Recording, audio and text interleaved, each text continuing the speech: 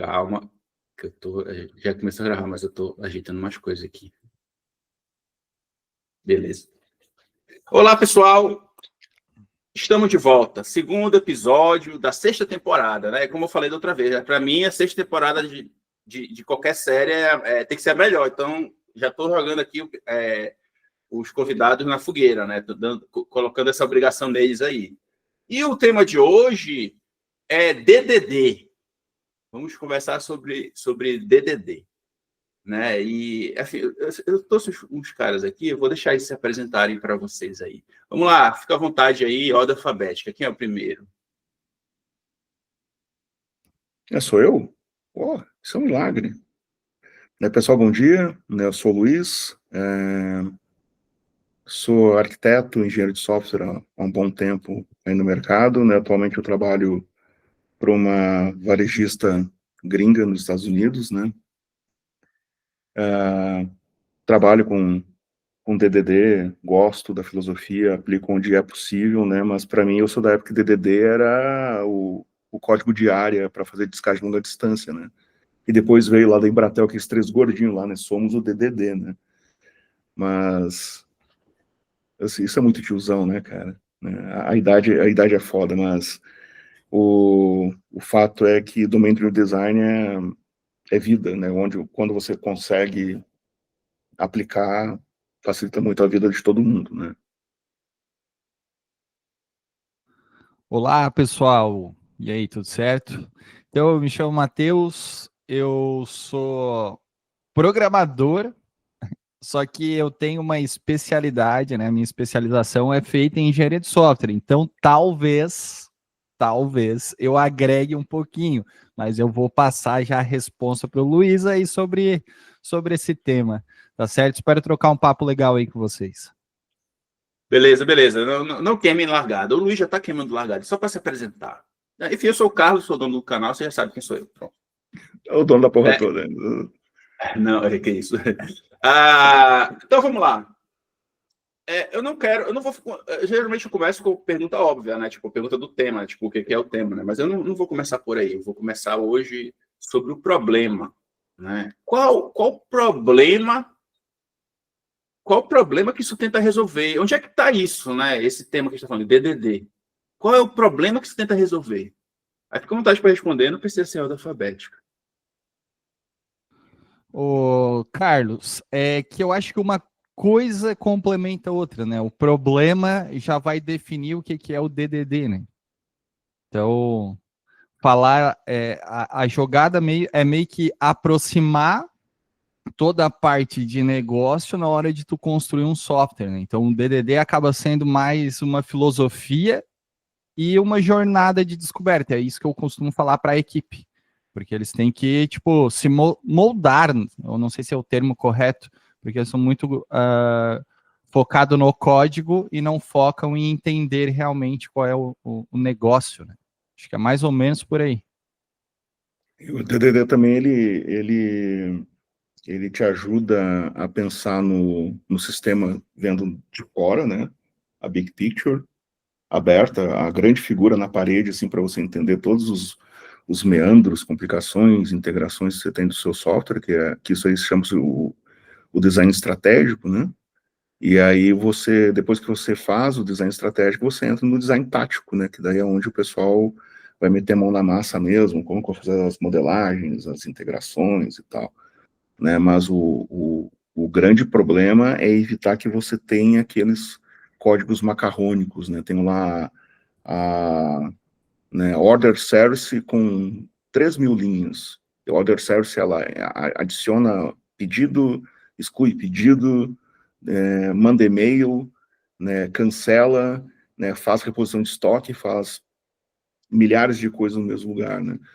E o DDD veio para resolver esse tipo de coisa, de você segregar as responsabilidades, né, colocar cada coisa no seu lugar, né, você não ter duplicação de função, duplicação de código, né, você não ter desperdício de recursos na confecção do seu sistema. Eu acho que o principal ganho dele é disso, é você ter uma segregação de responsabilidades muito bem definida.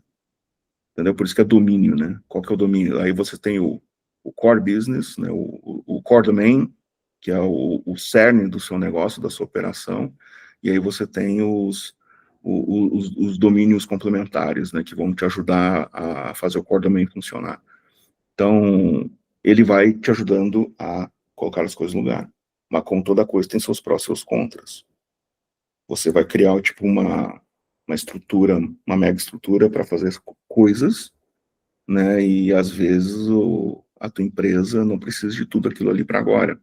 Mas é uma decisão, tu pode começar certo e depois migrar para aquele modelo, ou você já pode começar pequeno e migrar para aquele modelo, ou já começar certo no DDD, entendeu? Entendi. Eu vou com calma. Não precisa explicar o que é DDD. Só queria saber da área. Assim, qual o problema que tenta resolver. O que é que tem a ver com o quê? É que é muito amplo. Não, calma. Não é tão amplo assim. Vamos devagar. Do meu ponto de vista, desculpa, eu não estou querendo ainda não estou querendo te confrontar. Estou zoando, não vou confrontar ninguém aqui, não. Da última vez eu fiz isso, falei isso com o Requena, ele ficou, poxa, Carlos, tu falou que vocês iam me atacar, na hora eu fiquei intimidado, não sei o quê, ninguém fez isso, ninguém vai fazer isso aqui. Cara, assim, eu assisti um vídeo outro dia, acho que foi de ontem, sei lá, não estou lembrado, tava comentando sobre alguns autores, e aí o cara citou, a pessoa que estava apresentando lá citou, falou que citou uma situação de que o ser humano já conviveu, já teve duas espécies, não sei se é espécies o nome, enfim, existem dois tipos de humano convivendo ao mesmo tempo, né? E era a gente e os neandertais, né? Só que, tipo, o Neandertal tinha a estrutura maior, era mais forte, e o cérebro maior também, né? E, tipo, teoricamente, tinha capacidade de processar as coisas e ser mais inteligente que a gente. Só que a gente sobreviveu, e eles não, porque eles eram individualistas. Tipo, a gente sobreviveu porque a gente se reunia em grupo, a gente não é forte sozinho. Tem outros animais que são mais fortes que a gente, conseguem, sei lá, matar a gente ou se alimentar da gente, etc. Só que a gente sobreviveu porque a gente soube se organizar, né, em grupos. E eu imagino assim, que o problema que tem a ver, assim, onde DDD teoricamente se encaixa, é que tipo, a gente não existe o eu-time na hora de desenvolver. A gente tem essa ilusão, né? A gente que é das antigas, a gente tem essa ilusão. Pô, eu teve um meme outro dia, há uns anos atrás, né? Não foi tão recente, que o programador falava assim, pô, eu sento no meu computador, eu desenho o processo do que eu vou desenvolver. Eu desenvolvo, eu testo e eu entrego. É uma maravilha. Aí, quando eu estou no trabalho, eu sento no meu computador e todo mundo se reúne para tentar fazer as coisas funcionar, não sai nada, mas quando eu estou sozinho, sai. Tá entendendo? Então, tipo, esse time, isso existe só em meme, né? E na ficção, na prática, não é assim, não. As coisas não se sustentam, né? Tipo, as coisas não se sustentam. E eu acredito que o problema disso que a gente vai conversar aqui hoje, que vocês descreveram de forma boa, de forma legal, tem a ver com isso, entende? Tipo, tem que ver que a gente não é uma ilha, a gente não desenvolve sozinho, e é uma coisa que tem que ser feito em equipe. A gente tem que entender onde é que a gente está numa organização, a organização tem objetivos estratégicos, e a gente tem que se alinhar, e tem que fazer a big picture. Enfim, programar não se faz sozinho. Basicamente isso, né? E programar não é só gerar código, eu gerei código, não. A pior parte é a que vem depois, né? Que é a parte de sustentar, fazer manutenção. Então, eu acredito que esse seja o contexto, né? Acho que agora que a gente deu o contexto, agora sim eu vou para a pergunta, né? E o que é DDD? Vamos lá, do seu ponto de vista de vocês. Eu não quero que vocês falem como é no livro ou algo parecido. Eu quero saber o ponto de vista de vocês, o que é DDD? Ô, Carlos, só um parênteses, é porque hoje é muito focado em tecnologia, né? Então, não é isso, né? A filosofia do DDD não é essa, né? Ela propõe tu conseguir modelar o software em torno do domínio, né? E não só da tecnologia. Então, ela resolve esse gap de como o sistema funciona e o que o sistema representa. É mais ou menos nesse sentido. Cara, já pegando a deixa, então, do que é, né? como eu comentei antes, eu falei que era uma jornada de descoberta, porque tu tem um time que está acostumado a só desenvolver e tu tem um time de domain experts, que eles chamam, né? Que entende são especialistas no negócio. Então, digamos que a tua empresa vai desenvolver um software para sei lá, um escritório de advocacia. Daí os advogados seriam os domains experts, que vão guiar todo o teu time de desenvolvedor com essas regras de negócio que eles precisam saber para codificar o sistema. Então, não é só codificar bem, como tu falou, né? Então, o DDD, ele acaba empregando uma filosofia no teu time que, se ele não mudar essa mentalidade, pode ser que no futuro o teu software vire uma bomba, vamos falar assim, que tu vai ter que mudar muito, porque a cabeça do programador, de quem foca só na tecnologia, é justamente essa. Vou sentar, vou codificar, eu mesmo testo e tudo vai funcionar, entendeu? E eu vou codificar com base no que eu entendo sobre aquilo. E como eu não Eu acho melhor. Oi. O que eu acho melhor, o que eu acho legal. Não, tudo bem. Mas assim, ó, por exemplo, eu faço um software que é um ERP de supermercados, é onde eu trabalho hoje, né? Eu tenho que entender todo o processo e como funciona a logística, a parte do supermercado. Senão, eu vou pegar, sentar e codificar da maneira que eu acho que deveria ser, mas o que eu acho não é o suficiente, não é o que o cliente quer. Então, o DDD é isso.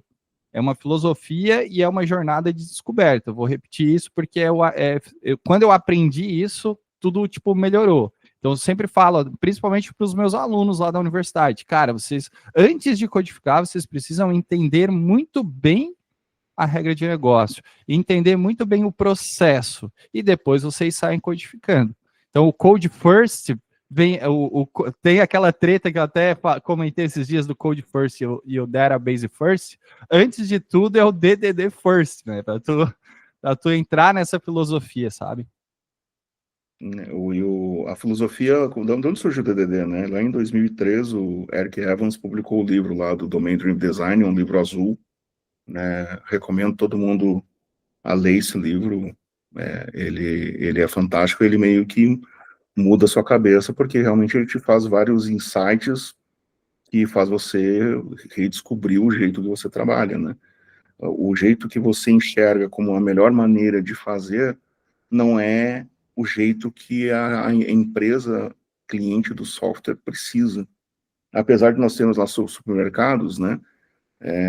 O negócio é o mesmo para todo mundo.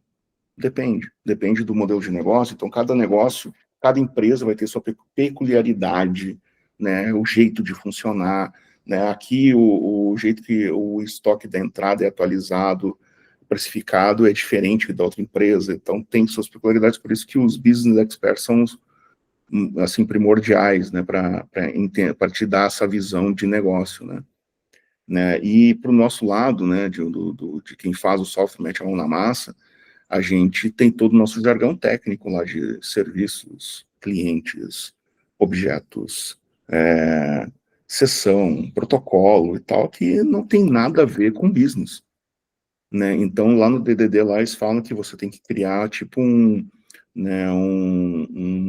vocabulário único, né, para você, um dicionário único, né, para você ter essa nomenclatura, para saber que pedido é isto, cliente é isto, e-mail é isto.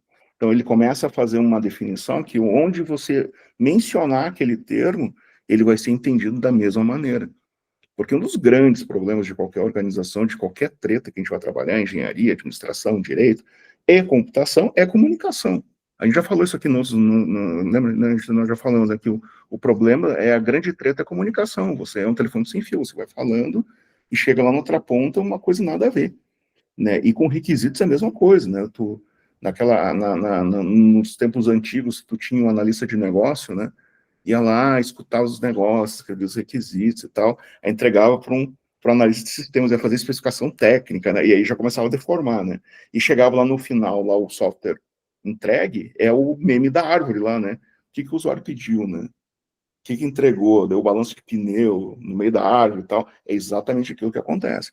Então, o DDD, ele te dá esses insights de como você melhora o processo de entender o negócio, de criar um meio de comunicação mais eficaz, que seja claro para todo mundo, que não dê confusão, né? E ainda te faz um mapa de contexto, porque pedido,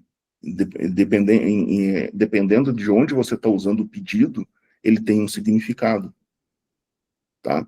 Então, por exemplo, né, vamos lá, né, você criou um pedido, tá? No pedido você tem o cliente, aí o cliente, no contexto de pedido, você só precisa saber do CPF, CNPJ dele e do nome dele, né? E você referencia o endereço, o telefone e tal, vem tudo do cliente. Como que você cadastra tudo isso e tal? Está lá no cliente, que é o domínio. Então você criou uma linguagem unificada, você criou um mapa de contexto e você cria boundaries, né, fronteiras de domínio bem definidas para justamente você saber que isto é aqui, isto é ali, né? E quando você precisa cruzar eles, você sabe exatamente o que usar, porque não tem necessidade de você trazer todo o domínio de cliente para dentro de pedido, você não precisa disso. Você não precisa saber consulta de score de crédito, você não precisa saber, né, se o cara está o histórico de vendas, de compras dele no sistema, lá dentro do pedido, você não precisa disso ali. Então, você cria essas visões, esses contextos deles, né? E a última ferramenta que o DDD te dá são... Como é que é, Matheus? Tem o nome certo? Ele faz tipo uma validação de contexto entre domínios, para justamente não deixar passar mais informação do que você precisa de um lado para o outro. Tá? E isso é legal porque você pode determinar, não estou falando nem de microserviços, nem de API. Né? Você pode dizer o seguinte, olha, a equipe do Carlos vai cuidar de cadastro de cliente. A equipe do Matheus vai cuidar de estoque. E você começa a segregar isso e cada um vai trabalhar no seu quadradinho ali. Ah, mas eu preciso de cliente, de cadastro. Carlos, isso aqui está rolando aqui. O que eu tenho que fazer aqui? O Carlos vai resolver isso lá, tecnicamente, ou o Business Expert lá de cadastro vai dar a fita, entendeu? E aí por aí vai. Tá, não? Então, só para finalizar aqui, concordo com tudo, obviamente, o Luiz é expert, trabalha com isso, então tudo que ele estava falando, cara, é isso aí mesmo, inclusive a gente emprega isso lá na empresa, né, tem um time que cuida da parte de saída, tem um time que cuida da parte de entrada, tem um time que cuida do financeiro, então assim, perfeito, só deixar um adendo aqui para quem está nos escutando, né, é que o DDD, gente, não é um padrão de arquitetura, tá? E ele não é a forma como tu organiza a tua EAP ali, as suas pastas, vamos falar o termo básico para todo mundo entender. E ele não é um organizador de código. Então, por isso que o Eric Evans, quando ele lançou o livro, é um livro muito... Ele não é técnico, mas então ele é difícil de ler, às vezes é difícil de entender, porque ele trata isso, né? Ele trata essas questões de domínio, ele trata outras coisas mais abstratas, né? Então ele fala, desenvolver software orientado a domínio, o que deveria ser algo, tipo, totalmente óbvio hoje em dia, né? Mas, na verdade, cada vez mais a gente está percebendo, principalmente nas empresas que eu passo aqui, né, da cidade, que o software não é focado no domínio, porque eles focam em tecnologia. Tu sempre vai olhar o código, tu percebe que o domínio não está explícito ali, sabe? Tá escondido. Então, é isso que eu queria frisar, não é uma arquitetura. Então, bem como o Luiz falou ali, por exemplo, ó, a diferença, né? Se eu falar para vocês aqui, que estão comigo na sala aqui, nesse podcast, se eu falar em ficha cadastral do paciente, solicitação de exame médico, consulta de laudos, o que mais que tem aqui? Busca de paciente pelo CPF. Se eu falar esses passos para vocês já imaginam que se trata, sei lá, de um sistema hospitalar ou de uma clínica médica, certo? Beleza? Mas na prática, o que a gente vê no dia a dia nas empresas. A gente vê padrões MVC, a gente vê o Spring Boot, a gente vê o Ajax com jQuery, a gente vê Data Access Object nos mais antigos. Então, assim, tu vê tecnologia. Tu não bota o olho e vê o que é aquele software, do que é feito, né? O mundo real. Tu não enxerga isso. Então, é muito importante. Então, tu tem que perceber que dá para tu usar o DDD dentro da tua empresa, organizando também como o Luiz comentou, né? Tu vai ter um experts de um determinado ramo ali dentro e trabalhando junto com a tua equipe de desenvolvimento. É um exemplo. Na real, não precisa nem ter duas equipes, né, Luiz? Uma equipe de Domain Experts e uma equipe de desenvolvimento, até porque é muito comum também as empresas pagarem cursos para os seus desenvolvedores aprenderem aquela determinada área e eles se tornarem o Domain Expert do time. É um papel, né? É um papel, o cara assume o papel, né? É porque, por exemplo, eu vou fazer um software contábil, beleza. O que eu posso fazer? Eu posso ter uma assessoria fiscal que vai me dar esse domínio aí, vai me dar toda a regra de negócio, todas as leis, tudo para mim e vai se comunicar com o meu time. Mas, ao mesmo tempo, eu posso ter desenvolvedores dentro do meu time que têm uma especialidade, fizeram cursos de contabilidade da área fiscal e eles acabam sendo esses domain experts, entendeu?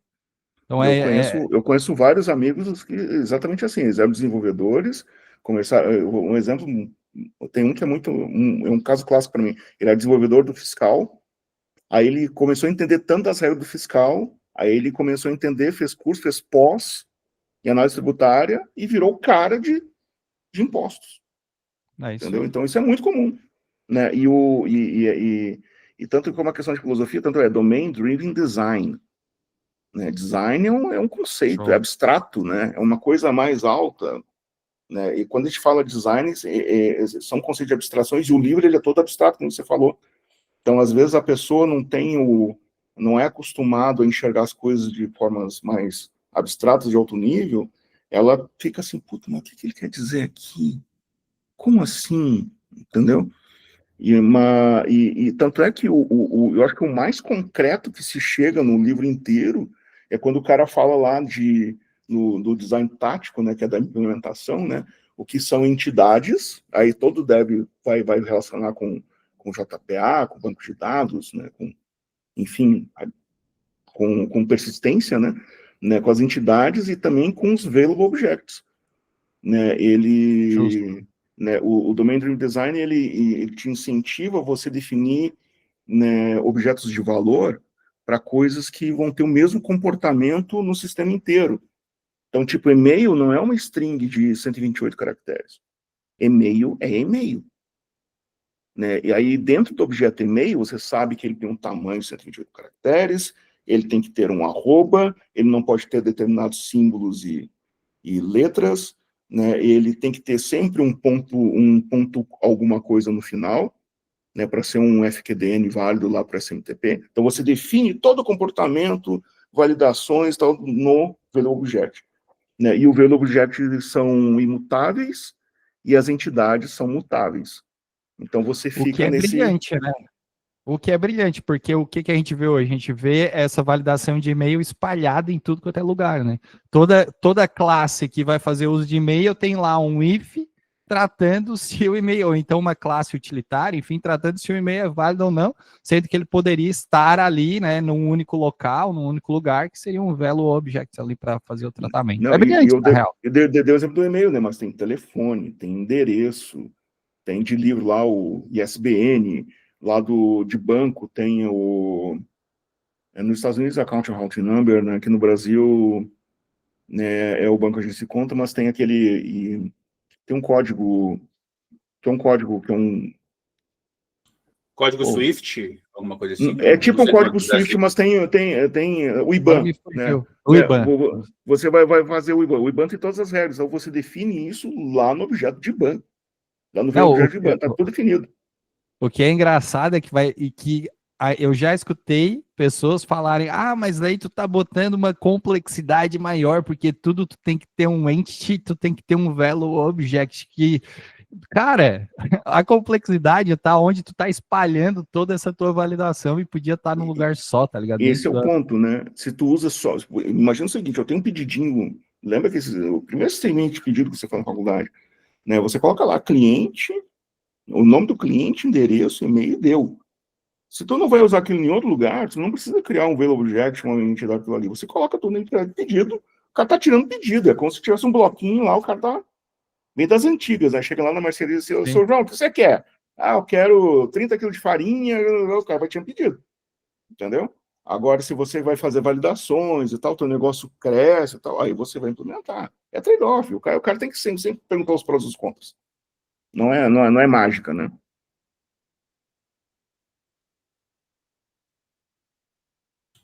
Beleza, beleza. E assim, vocês adiantaram um monte de coisa, mas eu vou fazer a pergunta mesmo assim. Qual a diferença entre essa parte estratégica e tática? Né? Que uma coisa que fica meio claro assim, quando a gente começa a ler o livro é isso, né? É tipo essa questão estratégica para a questão tática, porque assim eu vejo que é um desafio a gente fazer um mapeamento, né? Tipo, a versão, do meu ponto de vista, já dando me enxerido na resposta com vocês aí, a parte estratégica, ela tem, como vocês falaram, aí tem muito a ver com o negócio. Aí sei lá, eu sou dev, aí eu começo a ficar, olha, nossa, eu estou pegando aqui, eu estou pegando a visão estratégica das coisas, né? Já consigo, sei lá, consigo olhar um negócio e ajudar a resolver os problemas do negócio. Só que aí eu tenho que mapear isso para parte tática, né? Tem que mapear isso para a realidade.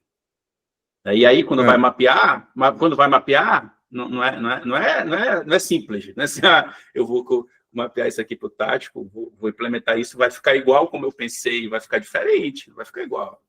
Eu gosto de Não é tão pensar o simples assim, seguinte, é que nem você falar assim, a pessoa vai olhar o código, vai olhar o que está implementado e vai conseguir identificar. Conseguir identificar isso aqui, usou DDD. Não é assim tão simples assim na prática.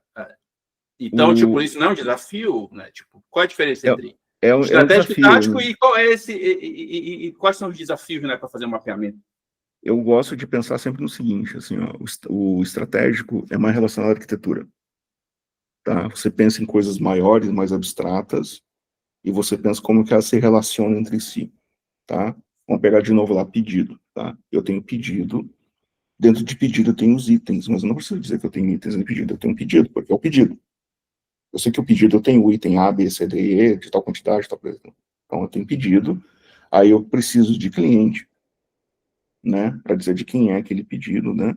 Eu preciso saber qual é a transportadora que vai enviar aquele pedido, né? E aí tem vários meandros, se a gente pegar um negócio de varejo, né? Então lá, pedido, cliente, transportadora, aí tu tem que faturar aquele pedido, transformar na nota fiscal, né? Apurar os impostos, aquilo ali. Então tu vai tendo essa árvore de coisas, de entidades, elas vão crescendo e se interligando. Só que você sempre tem o upstream e o downstream, né? Você vem lá, o fluxo começa aqui e ele vai indo nessa direção para terminar ali. Né? Outro exemplo legal de ver isso é como funciona o Netflix.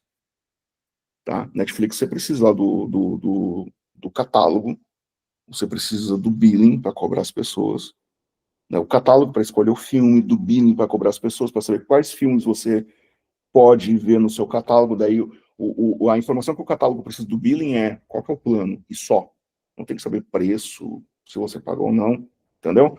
Né? Aí você escolhe no catálogo, aí você quer ver as recomendações, aí você pergunta se tem recomendações, quais são as recomendações desse filme, entendeu? Então você pensa nisso numa forma bem de cima, tá? E aí o tático é mais de como que as coisas vão se parecer lá na implementação. Aí, Matheus, quer complementar? Eu acho que é justamente isso, né? A parte de o DDD estratégico, é como o Luiz falou, né? Ele garante que diferentes partes da aplicação acabam ficando separadas enfim. E o DDD tático, na minha visão, né?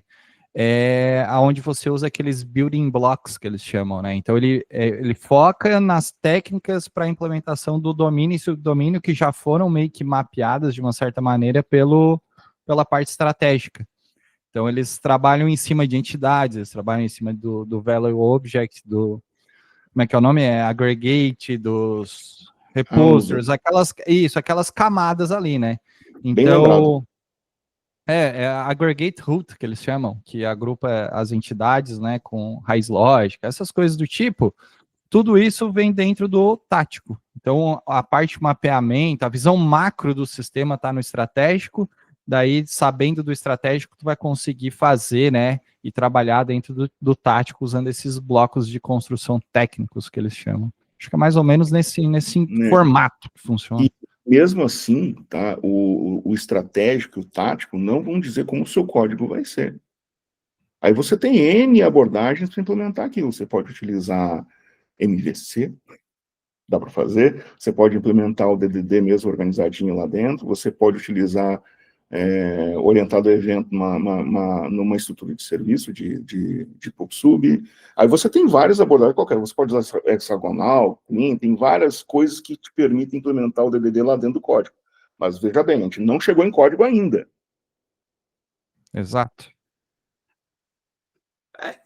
Pois é, a minha pergunta é mais assim, é relacionada a parte tecnológica mesmo, assim, não só Tecnologia. Tecnologia, não só o código, né? Porque assim, eu lembro muito na época da faculdade, na época que eu fiz meu mestrado, tinha muito conflito entre os professores que mexiam com dados, né? Dados, bancos de dados, etc., e o pessoal de desenvolvimento, né? Então, por exemplo, JPA naquela época. Não, e o tem isso, mas eu vou focar um pouquinho mais no conflito entre o pessoal de banco de dados e o pessoal de desenvolvimento, porque o pessoal de banco de dados era uma maravilha, JPA, entendeu? Fazer os diagramas de classe, etc., implementar aquilo lá, é uma maravilha. Só que quando o pessoal de banco de dados olhava o resultado do Hibernate, né, lá no banco de dados, eles diziam, nossa, isso aqui tá uma bagunça, nossa, que horrível. Tá? Então, tipo, para o pessoal de banco de dados, era o pessoal que lida muito com essas tecnologias, na época, era muito importante a normalização do banco de dados ser feita de uma forma mais séria, né? Tipo, mais séria, sob o ponto de vista deles, assim, e acho que vocês não acham que tem um conflito aí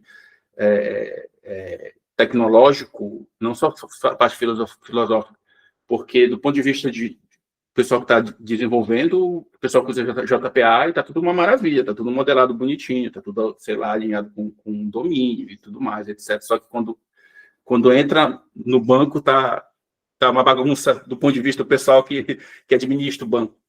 Então, esses são os próximos passos, entendeu? Né? A gente falou agora, até aqui agora, de pensar o sistema. Tá? Os políticos adoram falar isso. Não, eu sei, eu entendi. Né? Eu entendi a minha provocação.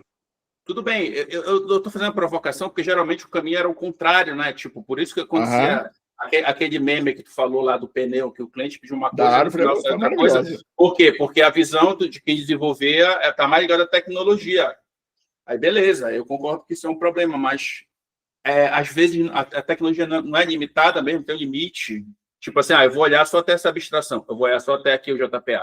Eu não quero mais nem saber de lá para baixo. Não, na verdade, Carlos, é que tu tem que fazer com que o teu modelo e as tuas classes de código acabem refletindo no que foi discutido no DDD estratégico. Então, a forma como tu vai codificar, a arquitetura que tu vai adotar depois, não interessa, entendeu? Desde que tu reflita na parte do DDD estratégico. Então, como o Luiz falou... Não, beleza. No contexto, entendeu? Lá no contexto, você utiliza o mapa de contexto para dizer como funcionam as entidades entre si e tal, né? E você pode utilizar o contexto para dar o contexto do próximo passo. Olha, essa entidade, quando pular para o banco de dados, vai ser feito dessa maneira. Se a empresa tem um padrão de normalização de banco de dados, que eu defendo, né? Tem arquiteto falando que não gosta. Eu, assim, eu sou velho, eu gosto, tá? Porque eu acho que as coisas têm que ser mais previsíveis, né? Aí você coloca lá, olha, essas entidades serão mapeadas no banco de dados dessa maneira, entendeu?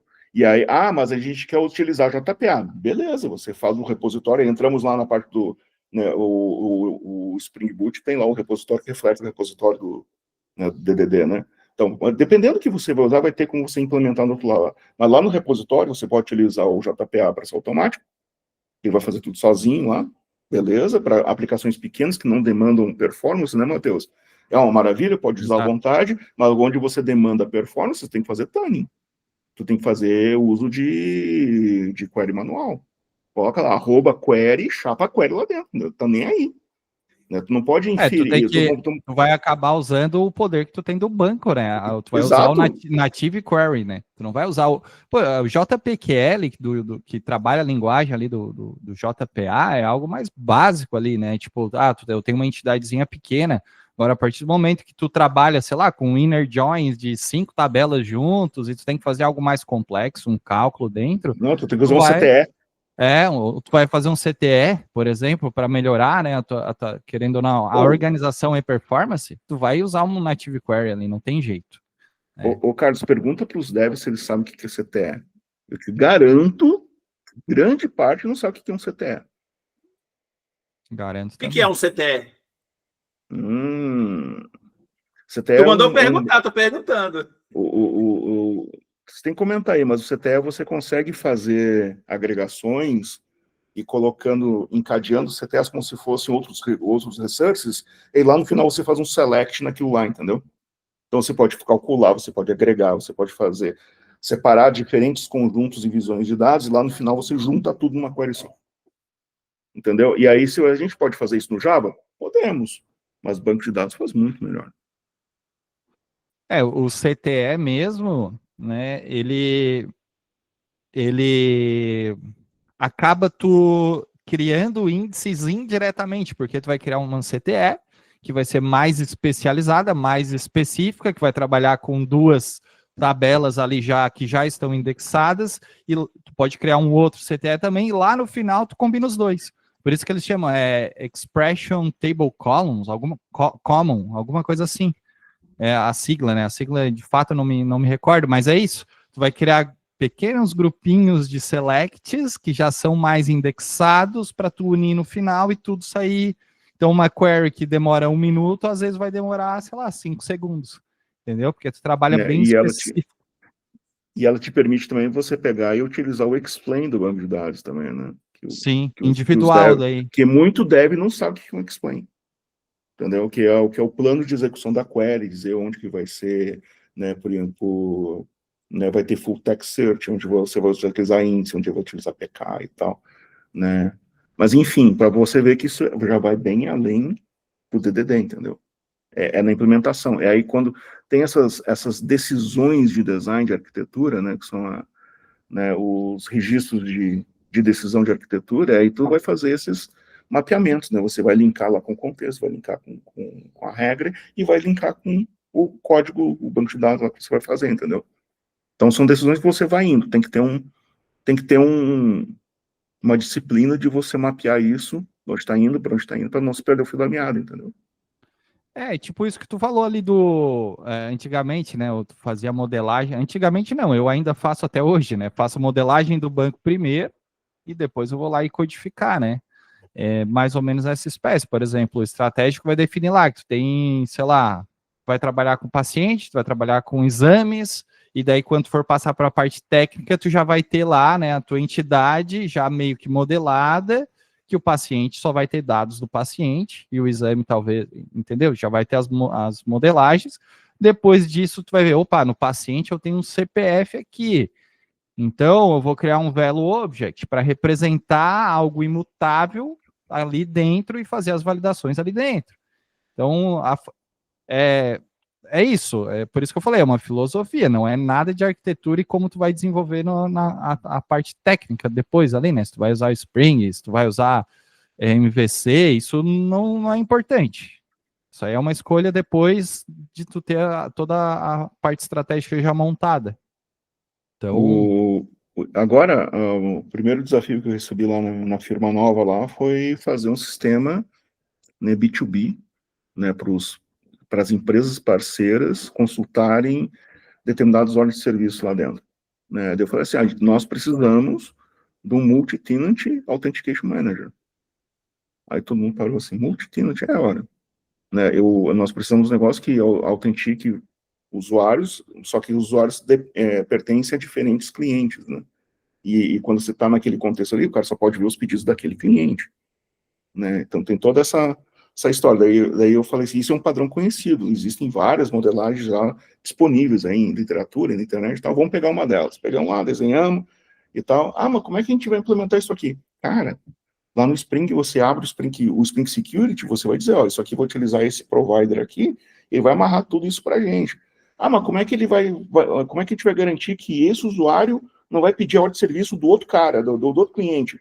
Aí você, lá no Spring, você vai colocar um Spring Security, você vai colocar um filtro lá, que quando chegar, você vai pegar o token, vai pegar o cliente, vai bater, não deu. Não deu, dá um 403. Pronto, proibido. Né? E aí isso já são coisas depois do DDD, entendeu? É isso aí. O DDD é a famosa linguagem ubíqua que eles falam, É, né? é a linguagem E a gente universal, isso. falou, a linguagem universal. Todo É a mundo linguagem universal. fala a mesma língua. Essa que é a jogada. É a comunicação, entendeu? Daqui a pouco as pessoas vão falar, pô, eu só falando DDD e não estão falando da linguagem ubíqua, mas na verdade tudo gira em torno disso, então a gente não precisa nem falar sobre isso. Isso vai estar lá, né? Né, cada usuário vai ver os ordens de serviços que são do seu pai, né?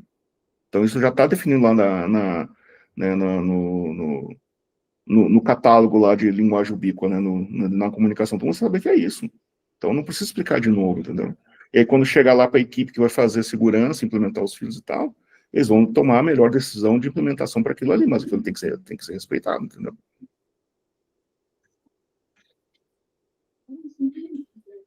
Beleza.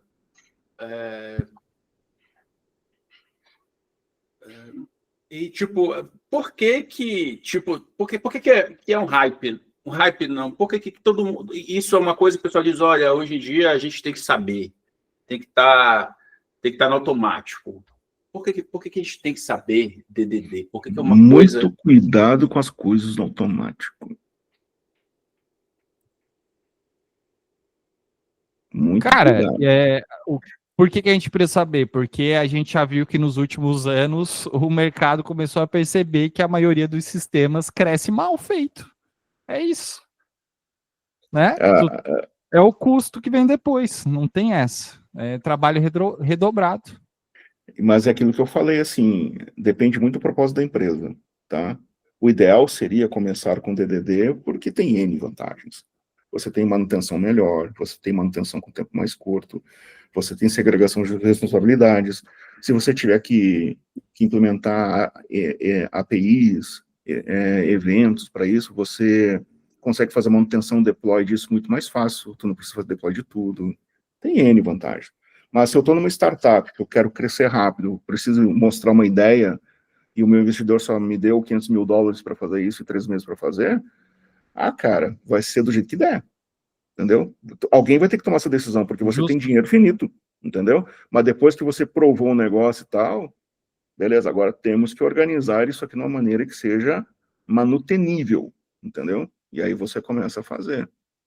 Né? Existem outras abordagens e tal, mas eu acho que todas derivam, herdam os princípios lá do DDD, entendeu?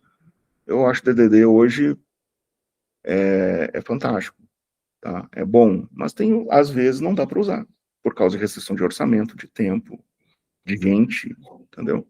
Então, tudo isso você tem que levar em conta. Justamente, quais são os cara. Opa, desculpa, pode. Não, eu ia falar, justamente, se tu tem um propósito, tem uma startup, se tu tem que criar um MVP, não justifica tu usar o DDD, apesar de eu sempre gostar de organizar as coisas antes, né? Então, mas hoje a gente vê muito vibe coding para entregar produtos rápidos, né? O MVP, né? Startups. Vou usar aqui o Lovable para fazer o front, que já vai me retornar a parada. E, cara, eu não sei até que ponto isso aí também está se tornando válido, porque até o MVP, as startups estão, tipo, pecando um pouco nisso também, né? Em vez de fazer alguma coisa que tu já consiga reaproveitar para depois, não, tá saindo já, tipo, muito mal feito, cara. Então, assim, sei lá, por exemplo, a gente contratou um funcionário que ele já mudou esse pensamento dele, ainda bem. A gente contratou ele já sabendo que ele seria um vibe coder, né, que foi a proposta da entrevista para a gente testar e tentar ver se isso realmente de fato dá certo. O que estava acontecendo, cara? a gente pedia uma task, ó, vamos fazer esse produto assim, tal. Ele passava rapidinho desenvolvendo ali, 3, 4 dias, e mostrava o produto. Daí tinha um bug. A gente falava, cara, esse bug aqui não dá para ficar. Então tu só vai fazer o seguinte, ó, tu vai ajustar isso aqui. Que a gente tem mais experiência, a gente olha o código, a gente sabe, né? Vai ajustar isso, é aqui. Aí ele voltava para a cadeira dele, entrava no seu cursor, no seu Gemini, digitava tal. Quando ele voltava para mostrar, ele não mudou só aquilo ali, ele mudou a cara inteira do produto. Tá ligado? Veio outro software. Eu falei, tá, cara, mas eu só te pedi para te mudar uma linha e não a cara inteira do produto. Daí, tá, peraí. Aí ele voltou lá. Quando voltava era diferente de novo. Não, isso aí não dá, mano. Ainda não dá. Daí a gente pegou, ó, vai estudar. Pegamos vários livros, tutoriais e tal, que falta a base. Então tu vai estudar, depois tu pode combinar com o teu vibe coder, faz o DDDzinho legal e depois tu combina. Faz toda a diferença, né? Sabe que né, a gente está tomando algumas decisões lá, né? Tipo, a primeira foi vamos organizar tudo dentro do curso, porque o curso te permite colocar team rules, né? E aí você lá no team rules você fala, olha, cursor, não faça isso. Tá? Você vai mudar aquilo ali, pelo amor de Deus. Entendeu? Quando você cara, é impressionante, mano. É impressionante como voltava. Você tem um conjunto de regras, assim, cross, né? Todo mundo vai seguir aquele conjunto de regras, né? Mas é perigoso, é muito perigoso. Fala isso, o cara diz, ai, meu coração, estou infartando. Mas cara, as pessoas estão usando, e aí tu tem que dizer para elas a melhor maneira de usar possível, porque senão acontece isso. O cara vai para a prancheta, e aí todo aquele negócio que ele podia ganhar em produtividade, ele vai perder em retrabalho. Porque ele tem que ficar marretando o que o agente está fazendo, entendeu? E ainda perdeu o ponto de propósito. Teve um caso agora, não sei se vocês viram, vocês provavelmente conhecem a Keeper, né? Rapidamente aqui, Fernanda Keeper, ela tá fazendo ela iniciou um projeto, tá fazendo um MVP agora e tal, próprio, né? Ela saiu de onde ela trabalhava e abriu a empresa dela, e ela tá usando essas técnicas atuais para ver, né, do Vibe Coder, enfim. E, cara, o cursor, ou sei lá o que ela tá usando, colocou a chave aberta numa resposta de uma API, cara, de um GET. Tá lá, e se elas, claro, como ela é sênior, ela viu, mas imagina a quantidade de devs que deixam esse erro à mostra e não arrumam e não sabem e não olham. Né? É só procurar no GitHub, faz uma pesquisinha básica lá sobre secret keys. Nossa, é isso. O Carlos está infartando. Bora. Não, é porque isso daí não é o tema do vídeo. Eu sei, mas tem uma frase. Tem uma frase que é mais ou menos isso que ele falou, né? Depois vocês usam aí a LLM de vocês para tentar ver qual é a verdadeira frase. Mas é tipo assim, que é o Keynes, né? É um economista chamado Keynes. Ele diz porque o Matheus falou, ainda vai chegar. Esse ainda vai chegar, ainda nunca vai chegar. Então, tipo, o que a gente vive é o agora. A gente tem problema agora, a gente tem que resolver problema agora. E é isso. Ponto final. O vai chegar. Se um dia chegar, chegou e vai estar no agora. Então, pessoal que está vendo, a gente não tem que... Assim, a gente tem que se abraçar em coisas assim, factíveis, né? Tipo, a gente tem problema agora, a gente tem que resolver problema agora. O problema é real. E a gente não tem que agregar novos problemas desnecessários para o nosso dia a dia. A gente tem muito problema que a gente não consegue resolver. Entende? Então, tipo, por exemplo, no penúltimo vídeo, ou foi no último... Enfim, não estou lembrado. Num dos últimos vídeos, a gente falou, assim,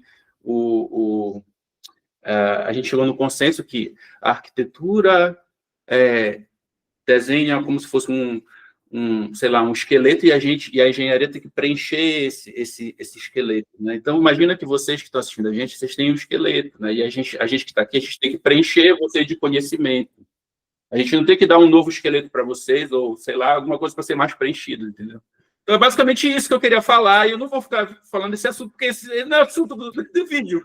Não, ele só entrou para mostrar como o DDD é importante, porque Tipo, como tu Claro, tem, não, claro, eu como entendi, tu tem eu só tô percebido falando que eu não queria prolongar, só sim, isso, eu claro, entendi, eu claro. entendi. É esse o ponto. Só que, tipo, Claro. como a maioria dos sistemas andam crescendo mal, e justamente entra essas nabas de vibe code. Eu odeio, tá? Eu odeio. Não uso. Não uso. Não, tipo, aí também isso já é um outro assunto, né? Vai ter um vídeo aqui no futuro sobre isso, que é Daí tu me relacionado chama.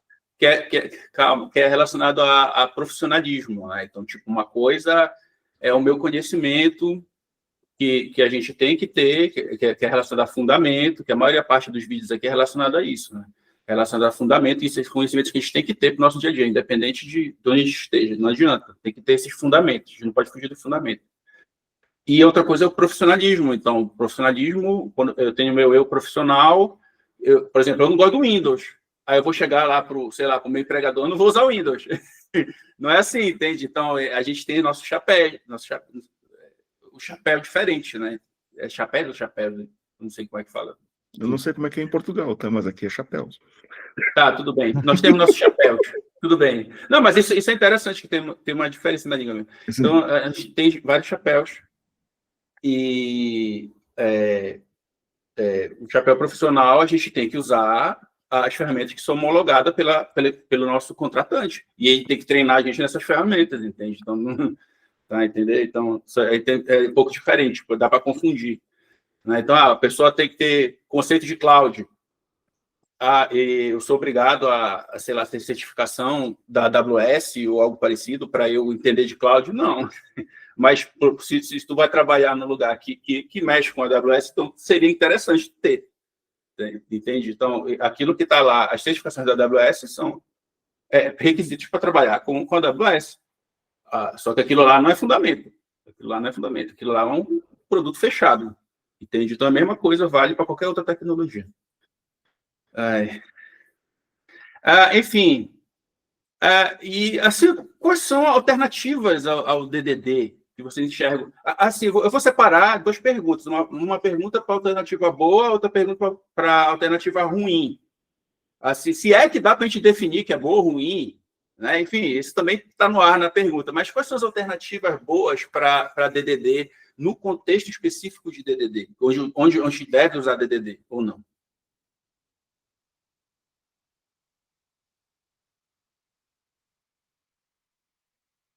Tá todo mundo pensando, né?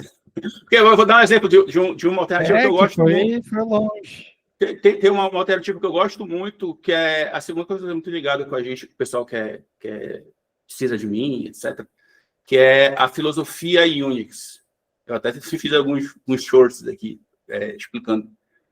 Né, que já que vocês estão falando que DDD é uma filosofia, é a filosofia Unix, né, que tem vários livros e tal, ela tem alguns princípios básicos, né, tipo, tudo, por exemplo, tudo que eu criar, eu tenho que criar em pequenas células.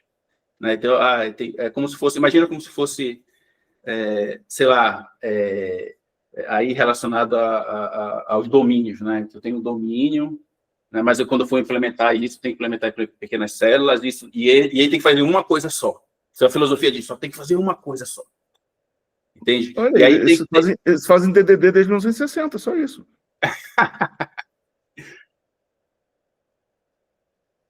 Não, é verdade. Então, e Unix, a filosofia de Unix, né, depois teve o embate do Tannenbaum lá com o Linus Torvalds, que um defendia kernels monolitos e o outro defendia kernels com microkernels, enfim, mas isso é DDD também, né? Entendeu? Claro, não é DDD porque surgiu muito antes, mas é uma filosofia tão bom quanto, entendeu?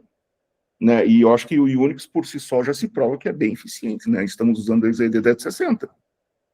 Ó, quem está usando Mac aí, Linux, essa coisa que você usa aí, ó, o cara fez lá em 1960. Então, né, são evoluções e tal, mas o conceito é de lá. E os caras já trabalhavam com isso. E eu acho que lá no início, tá? Vamos voltar lá para né, pro paleolítico da computação, né? Lá o pessoal se preocupava muito com isso, porque imagina, o cara tinha 4K de memória, velho. 16K de memória. Se o cara não fizesse uma gestão de recursos eficiente, tava no sal. Entendeu? Eu gosto sempre de lembrar, né? Eu tive um colega no mestrado que ele veio do ITA e eles faziam lá software para computador de bordo de caça de combate. 16K de memória. E aí? Entendeu? A gente estava aqui com o MacBook bonitão, 16 GB de memória aqui, beleza, né? Pode tacar, variar a memória aí, não tá nem aí. Né, mas nos lançamentos tinha que fazer uma gestão de recursos muito eficiente. Então, esse conceito de você segregar bem as coisas vem justamente de gestão de recursos, entendeu? Eu estava aqui pensando, né? Foi uma pergunta, tipo, filosófica mesmo. Nossa, né? bateu fundo, né? Eu estava aqui pensando, beleza. Daí, quando tu falou da filosofia Unix, que emprega essa essência aí de faça uma coisa só e faça ela bem, tem a filosofia do ágil, né? Eu acho que é isso, que é a parte de tu responder às mudanças, né? Colaboração e entrega contínua. Então, é um outro contraponto que dá para pegar em cima do DDD. Mas o ágil também se comunica bem com o DDD, né? Então, tudo trata ali também de não é sobre criar entidades e agregados, enfim, né? Mas uma filosofia ruim, eu acho que eu posso como é que é? Inventar um nome agora, que é o Framework Driven Design, que é boa. Tu ficar pensando, tipo, em qual framework e qual tecnologia tu vai usar. Então, eu acho que essa é a briga, na real, né? Do DDD com o mundo, assim, né? Vou usar Spring, vou usar Nest, Laravel. Não, vou usar o DDD, entendeu? Não, esse sistema de B2B que a gente está refazendo, eu fui ver o legado, né, era PHP Cake. Né, e é por convenção, ele cria as entidades, cria lá os controladores e tal, é tudo a mesma coisa, entendeu? Então, assim, o problema de você começar um sistema focado no framework, Ruby on Rails, PHP Cake, Laravel, Spring Boot e tal, é que você fica limitado a uma visão de design que o framework fez uma coisa muito genérica. Então você tem que exercitar o design antes de chegar lá, entendeu? A parte de Horse, infra... né? Opa, desculpa. Não, eu ia falar que tem o Go Horse, se funciona, tá bom. Vai, joga pra prod, sexta-feira. Tem um vídeo aqui sobre o Go Horse. Tem um vídeo aqui. Não, eu vi o vídeo do ratinho conversando com o gato lá, né, assim, ó. Faz o deploy em produção, depois vai lá e testa. É isso aí mesmo. A parte de infraestrutura, ela pode, seja infraestrutura de cloud, de rede ou de servidor, ela pode influenciar, atrapalhar ou ajudar quem quer implementar DDD? Porque vocês citaram o exemplo do framework, né? Mas o framework está mais a nível de vocês, de codificação. Mas e aí, vamos lá, no nível mais nível de infra ou de rede? Eu vejo Kubernetes, tá? Kubernetes, você consegue implementar a visão de deploy da coisa toda lá no finalzinho, né? Ou você implementar isso usando Terraform para fazer o deploy no pipeline, né? Você consegue segregar os recursos, né? Tipo, se você está usando DDD em microserviços, né? Você sabe, ó, aqui eu tenho o meu conjunto de pods que é de cadastro, meu conjunto de pods que é de billing, meu conjunto de pods que é recomendação, entendeu? Você consegue fazer essa reflexão dele, né? E só que daí uma coisa que me incomoda muito no Infrastructure as a Code, mas eu não sou especialista, tá? É pelo que eu sei. Fazer a gestão de propriedades e de senhas, né? Não é uma coisa muito fácil ainda. Tem os volts lá, tem coisas para usar, né? Não é uma coisa muito intuitiva, mas aí que tá, né? A gente tem o DevOps trabalhar junto por causa disso, né? Eles têm que ser especialistas na infra para pegar o software está funcionando, está testado, está certificado, tá, beleza, agora vamos fazer o deploy. Roda o pipeline, tá pronto. Eu prefiro pensar assim, entendeu? Mas o Kubernetes e o Terraform você consegue fazer. É porque quando a gente fala em infraestrutura, a infraestrutura ela acaba não pertencendo ao domínio do DDD, então é uma escolha técnica que vem depois, como a gente comentou. Eu acho que ela vai atrapalhar quando, por exemplo, o ORM que tu está utilizando, vamos falar de ORM, ele vai definir o teu domínio. Então, quando ele falar assim, tem que ter ID para tudo, ou a gente tem que usar o ID aqui. A herança não funciona com direito no JPA. Então, quando ela fere o teu domínio, vai acabar atrapalhando. Se não, a escolha da tua parte de tecnologia ou de infraestrutura que tu vai utilizar vai caber, tipo, ao Cara, seu time. eu tive uma treta por causa disso agora, porque os caras bateram o pé que tinha ID em todas as tabelas. Assim, gente, não precisa. Nós temos a PK composta aqui, se exporta ela como ficar por entidade, ela já é. Eu não preciso, já tem índice ali. E todo mundo olhando assim, tá... gente, é banco de dados. Entendeu? Mas é uma decisão pós. E aí vai da capacidade técnica, entendimento técnico, conhecimento técnico da implementação daquela camada, entendeu? Não pode, a ferramenta não pode determinar como é. Eu concordo que fosse lá no tempo de mainframe, né, que tu tinha lá oito caracteres para definir o nome de uma tabela. Aí tu tinha normalização que os campos tinham que começar com, né, com um prefixo que se referia à tabela, mais o nome do campo, não sei o quê. Pô, aquilo ali é um inferno. Entendeu? O banco de dados moderno não faz mais isso para você, mas você tem que ter normalização. Você não pode definir lá código, entendeu? Tem que ter padrão.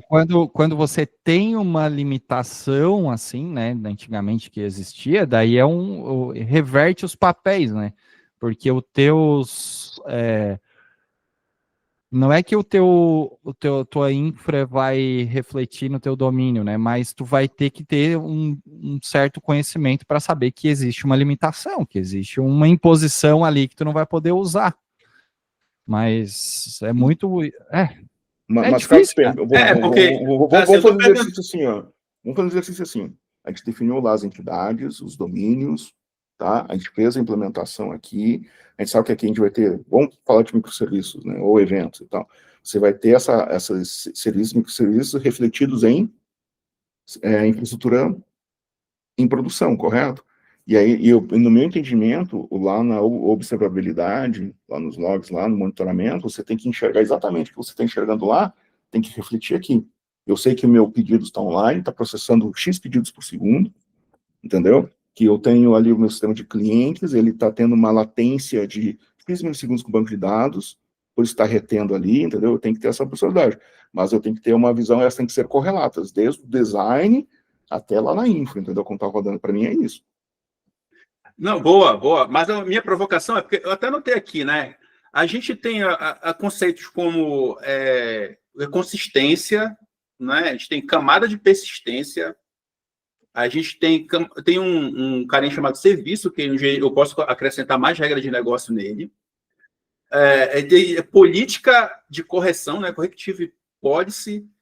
E a gente tem que ter uma camada que garanta que o negócio não varie, né? Tipo assim, que não tenha... É como, acho que o Luiz que citou, né? Tipo, garantir aquela regra de negócio lá. E eu vejo aqui que tem muita coisa aqui que dá para o dev passar para frente, né? Tipo, dizer, não, eu não vou fazer isso aqui na aplicação, eu vou passar isso para o Carlos.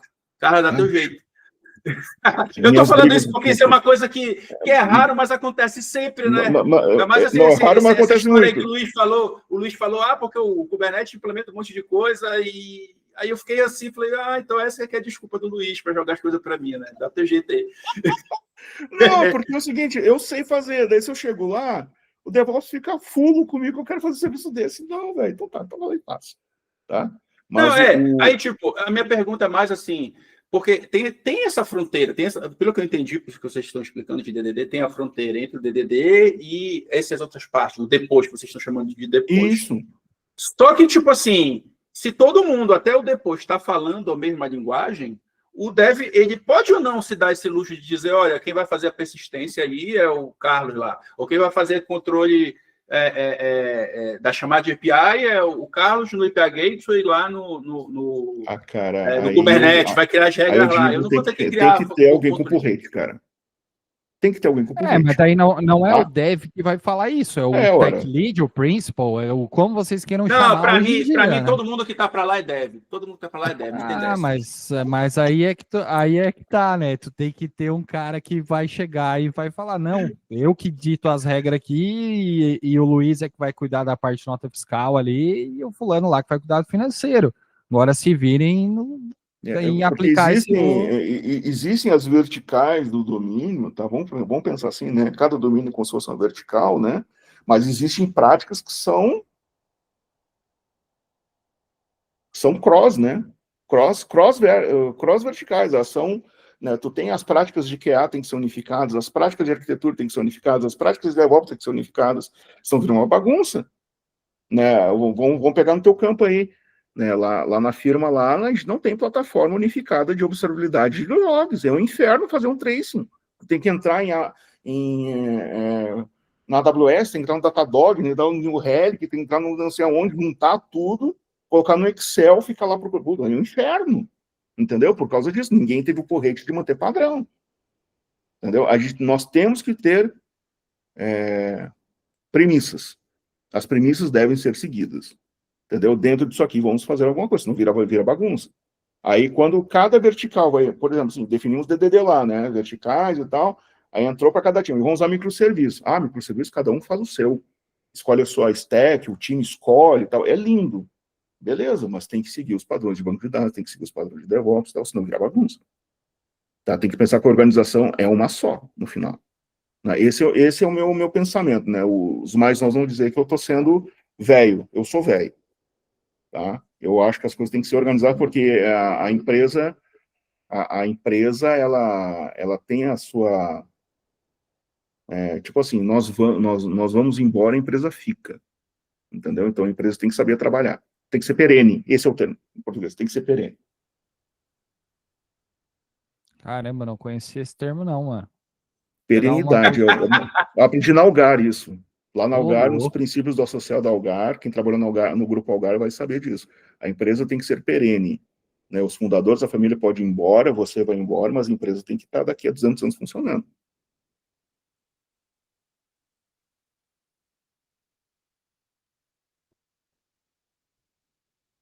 Boa, boa. E quais são os anti-patterns de DDD, né? Porque a gente está falando só coisa boa, né? Ainda não vi a gente falar coisa má de DDD, cara, né? Eu não falei, o Matheus falou, mas ele não falou do livro. Lá no livro do Evans, que é a Bíblia, né? São aqui testemunhos de DDD, né? Aí, lá no livro fala assim, né? Big Ball of Mud.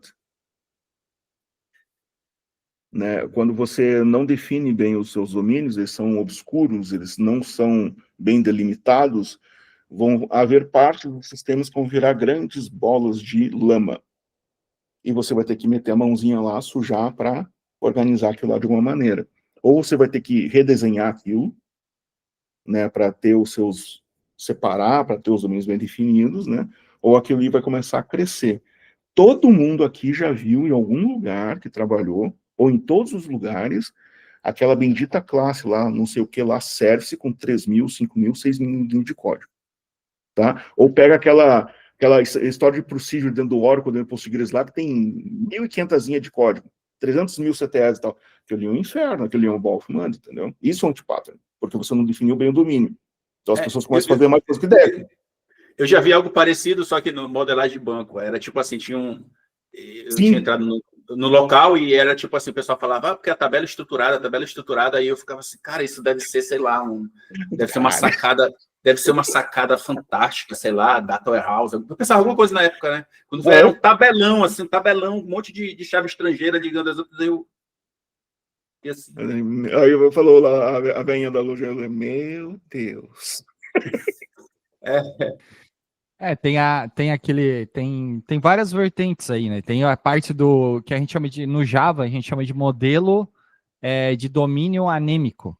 Por exemplo, tu tem uma classe totalmente sem comportamento nenhum, né? O domínio existe, tu não tem comportamento, e é uma classe que tu simplesmente vai lá, joga os atributos e cria lá trocentos getters e setters que às vezes tu não vai usar para nada, né? Então, a forma de tu encapsular uma classe totalmente equivocada. Daí tem o que o Luiz falou, né? Que é o domain que tem 200 classes interligadas, que é tipo a bola de lama. Tem a questão de, sei lá, over-engineer, né? Que é 18 pacotes ali e só para fazer um CRUD. E daí não faz também muito sentido. E, cara, tem um monte, se a gente for parar para pensar da parte técnica, nossa, a gente vai ficar aqui só num episódio de anti-patterners do DDD, né? Podia fazer isso, show dos horrores.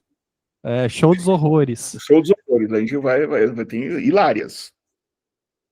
Várias. Não, é importante que está assistindo a gente perceber isso, né? Perceber que esse tipo de hype, essas coisas, essas palavras que a gente escuta muito soltas aí, no final gera um monte de anti-patterns também, não é só coisa boa, né? Porque, enfim... O over-engineering... O pessoal olha o vídeo aqui, é DDD, parece que a gente vai incentivar todo mundo a usar DDD. Não, a gente está mostrando... Eu quero mostrar uma foto de como as coisas são, né? Que tudo tem contexto, não é assim... Enfim. Mas o over-engineering tem o over-architecture, tem o overcode, tem tudo. Tudo que é over é ruim, entendeu?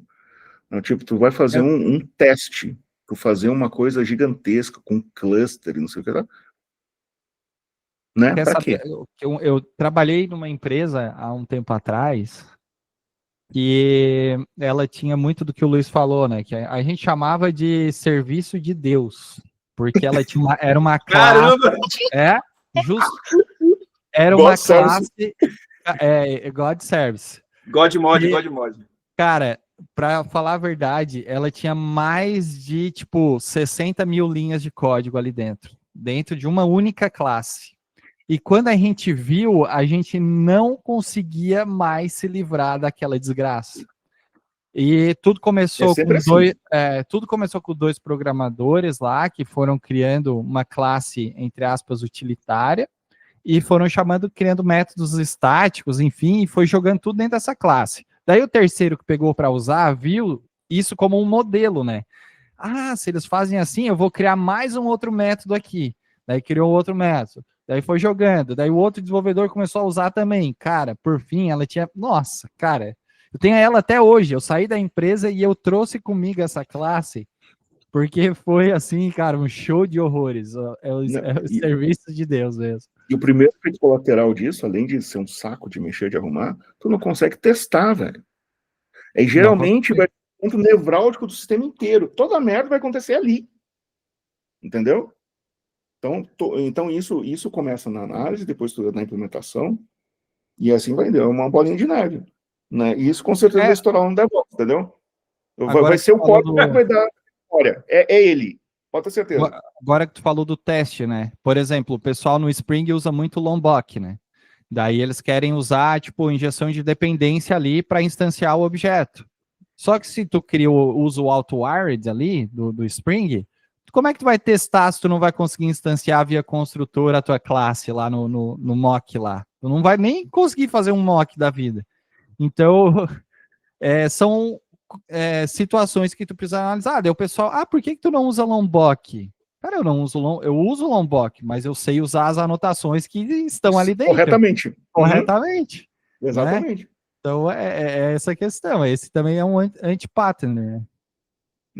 Eu tive uma discussão sobre o Lombok agora, semana passada, né, com meu staff, né, sabe assim, né, trabalhar com outras culturas é muito legal, tu aprende pra caramba, e o cara, ele é fantástico, ele sabe muito, saca pra caramba, mas daí chegamos na discussão do Lombok. O Lombok não pode usar por causa disso. Assim, cara, pra que você vai gerar esse monte de getter e setter que você não vai usar? Usa só onde você quer. Coloca lá a nota, tá assim, assado e tal. E aí a conclusão que chegamos foi o seguinte, eu falei, olha, se você precisa de testar coisas onde você vai manipular muito o seu bytecode, aí não é uma boa ideia. Porque o Lombok já manipula o bytecode. Agora, onde você não manipula e tal, é fácil, vai lá e usa. É prós e contras, é trade-off, tudo tem prós e contras. Que nem DDD. Não é só DDD, tem muito mais prós do que contras, né? DDD implica alguma coisa relacionada à performance, do ponto de vista de vocês? Não, porque é design. A gente não implementou ainda. Entendeu? Não, eu sei que não, mas tem uma influência, não tem? Assim, não vai ter uma influência porque ele define as fronteiras, né? Ele define o que pode, o que não pode, o que vai persistir ou não. Eu acho que a escolha técnica depois a escolha técnica que vai definir se tu vai ter questão de performance ou não. Acho que eu entendi, mas isso não tem um certo nível de influência? Isso é minha dúvida, é uma dúvida. Não, tu concorda que a gente estiver usando, por exemplo, a gente decide usar microserviço para implementar no nosso projeto DDD. Tá? Nossa, tu tá falando muito a palavra microserviço, você está me dando... Nossa, É porque a realidade que eu estou agora, eu estava num lugar que não usava microserviço, agora tudo é microserviço. Eu tô lá, tem microserviço desde 2000, Guarda para ti, eu não quero saber disso, cara. Né? Guarda para ti. Mas é os problemas que a gente tem que resolver. Né? Daí eu sei, tô tu tem o quê? Tu tem consistência eventual e você tem latência. Então você tem que resolver esses problemas de alguma maneira. Daí a arquitetura tem que prever lá quais são os mecanismos de cache, quais são os mecanismos de verificação de consistência, entendeu? Porque onde você não pode ter consistência virtual, vai ter que ter síncrono. Entendeu? Então, são decisões que você vai ter que tomar depois, lá na hora de implementar. Né? Mas, de novo, são coisas que você vai ter que definir de novo, e se elas são coisas que se repetem muito, tem que ter uma política, uma premissa que todo mundo vai usar a mesma solução, entendeu? Senão vira aquela salada. Aí eu tenho vários sistemas de cache. Eu tenho main cache, eu tenho Redis, eu tenho... Né, como é que é? Aquele que é em memória do Java? eCache, entendeu? Eu tenho um monte de coisas para fazer cache. Não, tu tem que ter um framework de cache para todo mundo, entendeu? E ele abstrai qual que vai ser a pressão do cache, então, enfim, resolve. Né? Mas, de novo, são decisões de arquitetura depois, não é de design. Vamos falar assim, ó, que tem performance técnica e performance cognitiva. Se tu entende mal, né? Vamos matar assim. Se tu entende... Isso aí. Se tu tem uma facilidade de entender, de evoluir com o DDD junto com os dois conceitos, tu vai ter um ganho enorme de performance. E se tu entender mal, se a tua comunicação não é clara, tu vai fazer uma escolha errada e tu vai ter perda de performance. E como é que é o DDD na prática? Não existe um desafio aí e fazer todo mundo estar no mesmo... tá na mesma ideia, tá falando a mesma língua? Não existe um desafio aí? Porque eu enxergo que é complicado isso, né, cara? Assim, como o Luiz mesmo falou, comunicação é o maior problema das organizações e tipo, isso teoricamente é o santo graal, né, das coisas. E na prática, como é nas implementações que vocês viram, vocês veem, etc., como é isso? É difícil? Acontece mesmo? Dá certo? Cara, já falava o grande sábio lá, né? O problema do mundo são as pessoas, né? Tá? Então, qual que é o grande problema? Tu tem que ter uma liderança forte, tu tem que ter patrocínio, respaldo, sponsorship, tá? Para tocar essa cultura e implementar a cultura. Tá? E todo mundo está na mesma ideia, no mesmo barco. Não é uma ditadura que vem de cima para baixo, são coisas que você vai construir, mas aí tudo é gestão de pessoas, não tem nada a ver com o DDD, entendeu? É a treta. O problema é a treta. Assim, ó, um exemplo, né? A gente estava implementando uma feature lá no nosso software, que é para reposição de produtos de gôndola dentro do supermercado. Daí, foi feito todo um estudo, né, inclusive aplicado com DDD, foi feito todo um estudo de como funcionaria toda essa parte de reposição. Daí, a gente bolou lá, para fazer a reposição, tem que ter uma auditoria desses produtos antes de colocar na gôndola, para a gente saber a validade e tal. Fomos implantar lá no cliente. Não, isso aqui está muito errado. Não é assim que funciona. A única coisa que eu quero é bipar o produto, a quantidade que eu quero repor e deu. Entendeu? Então tem esse grande detalhe. Às vezes, tu conseguir se aproximar do teu cliente e ele se tornar um domain expert na tua solução, vai resolver aquele problema. Então, tem muito disso também. Hoje as empresas trabalham via tickets, né? Então, o cliente consegue abrir uma solicitação para a tua empresa. E às vezes, dentro daquela teste, daquele ticket que ela abriu, ela não soube explicar. Porque tu pode usar também DDDs, tipo micro DDDs para filters, né? Porque tu vai fazer, vou criar uma funcionalidade, um software. Daí eu vou começar com DDD, beleza? Vou fazer todo um estudo daquilo, posso trabalhar com 2 times ou não, tal, tudo isso que a gente discutiu. Mas eu recebo solicitações diretas de clientes querendo novas funcionalidades. Daí o código está bem escrito, beleza, já está, então tu consegue codificar bem. Porém, é aquele esquema que o Luiz falou da imagenzinha do pneu, da árvore e tal, que eu uso na minha disciplina de engenharia de software. Às vezes, o cliente não sabe explicar o que ele quer via ticket. Então, é melhor tu aproximar o cliente dentro da tua empresa. E, às vezes, o que tu planejou com DDD lá na frente, pode ser que não seja tão aquilo ali. Então, Porque entendeu? você não teve o input correto, né? Não teve o input correto. Então, assim, cara, é complicado, é complicado. A gente fez uma baita ferramenta, uma baita solução com base em estudos de experts, de domain experts, de negócio, e quando foi botar lá no clientezinho que tem um supermercado de esquina, ele não sabe o que é auditoria, ele não sabe o que é reposição. A única coisa que ele quer é bipar o código de barra, a quantidade, estou repondo aqui. Pronto, entendeu? Daí a gente. E agora? E Não, agora? e aí nesse contexto assim, né, tu fez uma baita solução. Aí se você não tem no seu domínio, né, no DDD você consegue especializar as coisas por caso de uso, né? Então você cria um caso de uso top, que é esse que é a solução perfeita para o mercado grande e tal, né? E aí você pode criar um outro caso de uso que é simples, né? Aí você abstrai, né? O caso de uso ele tem uma interface abstrata, né? Então você só diz qual caso de uso você quer utilizar para reposição, né? Mas de Exato. novo, Aí, entendeu, Carlos? Tu pega o DDD e aí lá na arquitetura, na implementação, tu tem que dar o tchan para entrar ainda, né? porque assim, a gente fez uma funcionalidade para, tipo, supermercados enormes, grandes aqui, né, cara, com centro de distribuição, onde os funcionários entendem, mas a gente não pensou no mercado, assim, digamos, de esquina, que a gente fala, que não deixa de ser um mercado super bom, né, mas é que não tem o pessoal, sei lá, que não tem um estudo mais adequado, aprofundado naquilo, e ele só quer usar uma ferramenta simples que ele vai repor. Então, cara, o mundo real é complicado, as pessoas são complicadas e Viu? nem tudo Falei. é assertivo. É isso aí, mano. É bom a gente falar do mundo real, né, cara? Porque ficar falando muito de hype e tal, essas coisas, e tipo, o pessoal tem que ter noção. Eu tava conversando um pouco com o Luiz antes de gravar, né? Tipo, 90% do mundo não roda com nenhum desses hype aí que vocês estão vendo aí, bro. Nem Kubernetes, nem container, nem. Tá? Então a pessoa não pode se iludir. E tem gente que tem organização que faz muito dinheiro só com Excel. A pessoa não tem nem sistema. Só Não, Excel. filho, lá na firma tem mainframe ainda. E a gente tem que Exatamente. conversar com o mainframe. Né? Assim, pouca gente tem chance de fazer isso hoje, assim, eu cair no lugar de novo, tô tendo a chance de ver. Mas assim, tem mainframe ainda, daí lá tu tem uma série de limitações, é outro mundo, outra realidade, não tem nada a ver. É por isso que eu puxei as perguntas relacionadas à limitação de tecnologia, tanto de desenvolvimento, o Leandro, o Matheus citou muito bem aí, o framework, né?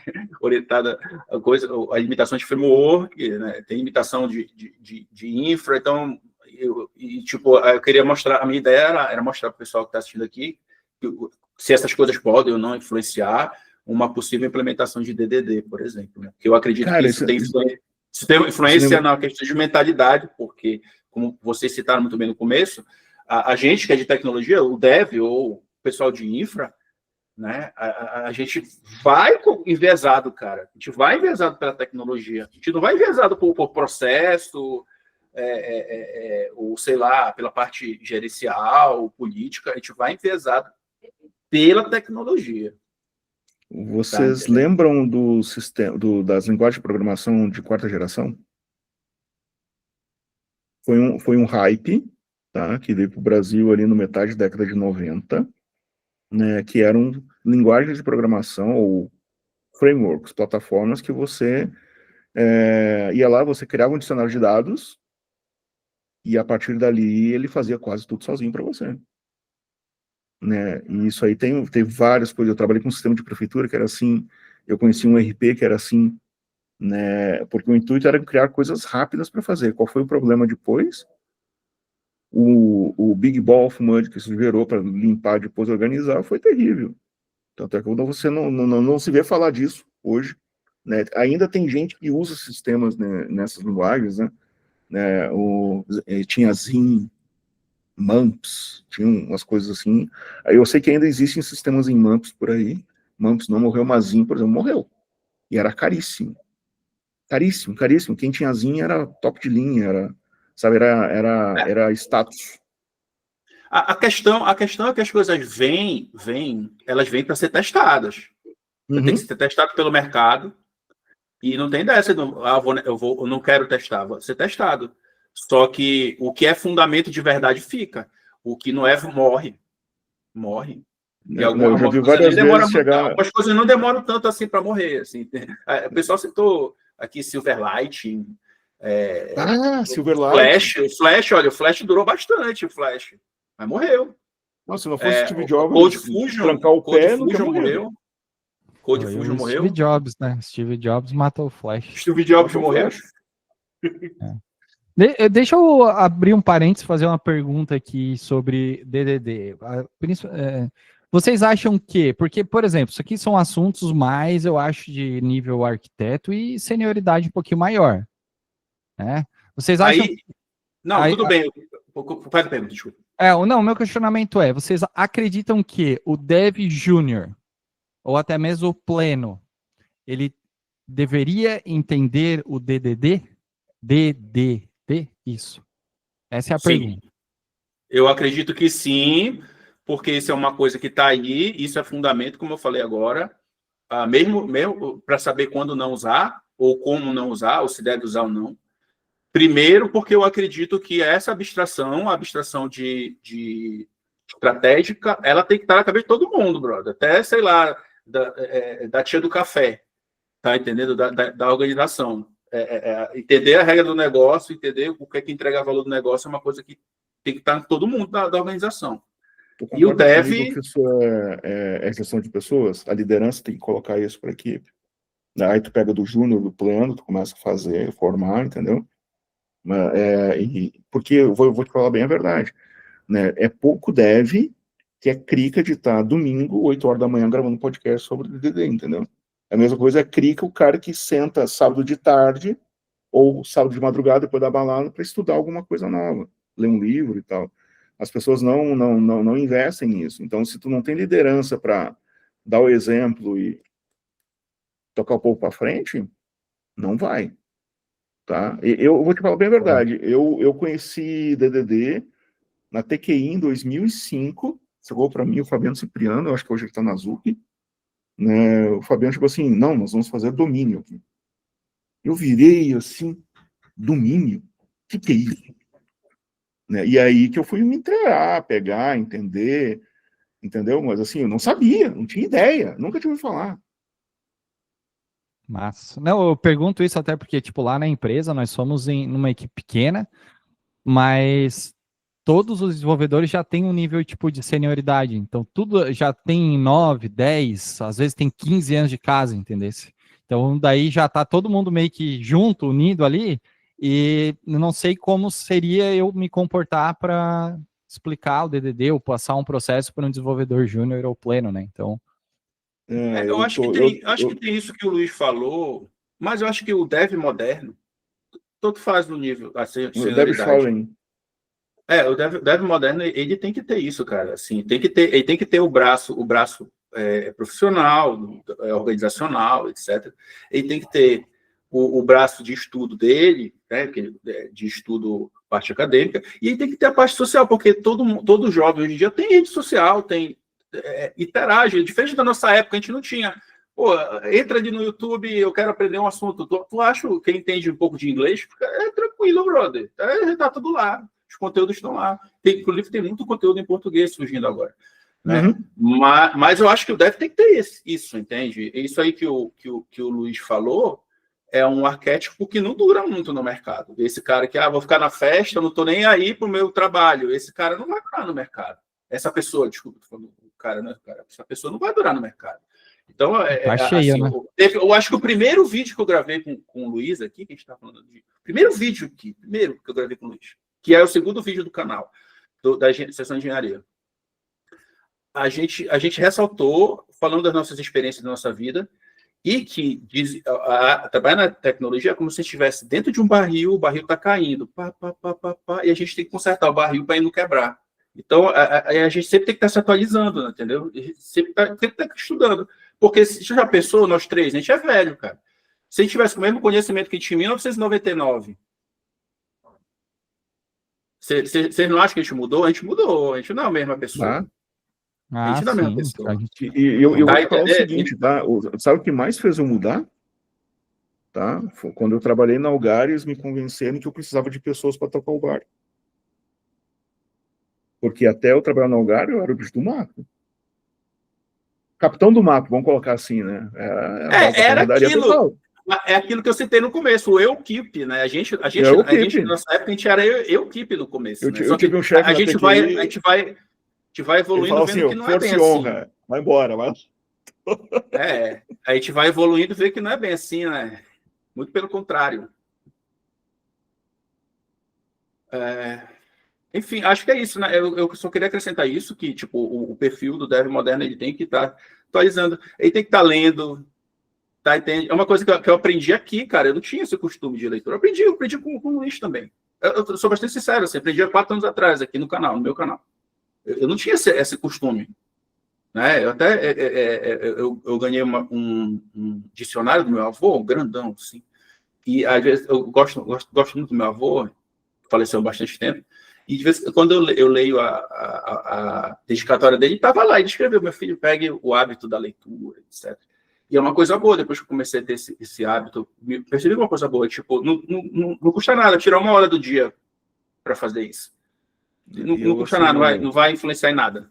Eu sempre li muito e tal, mas chegou ali por 2015, cara, eu não conseguia achar nada de novo, assim.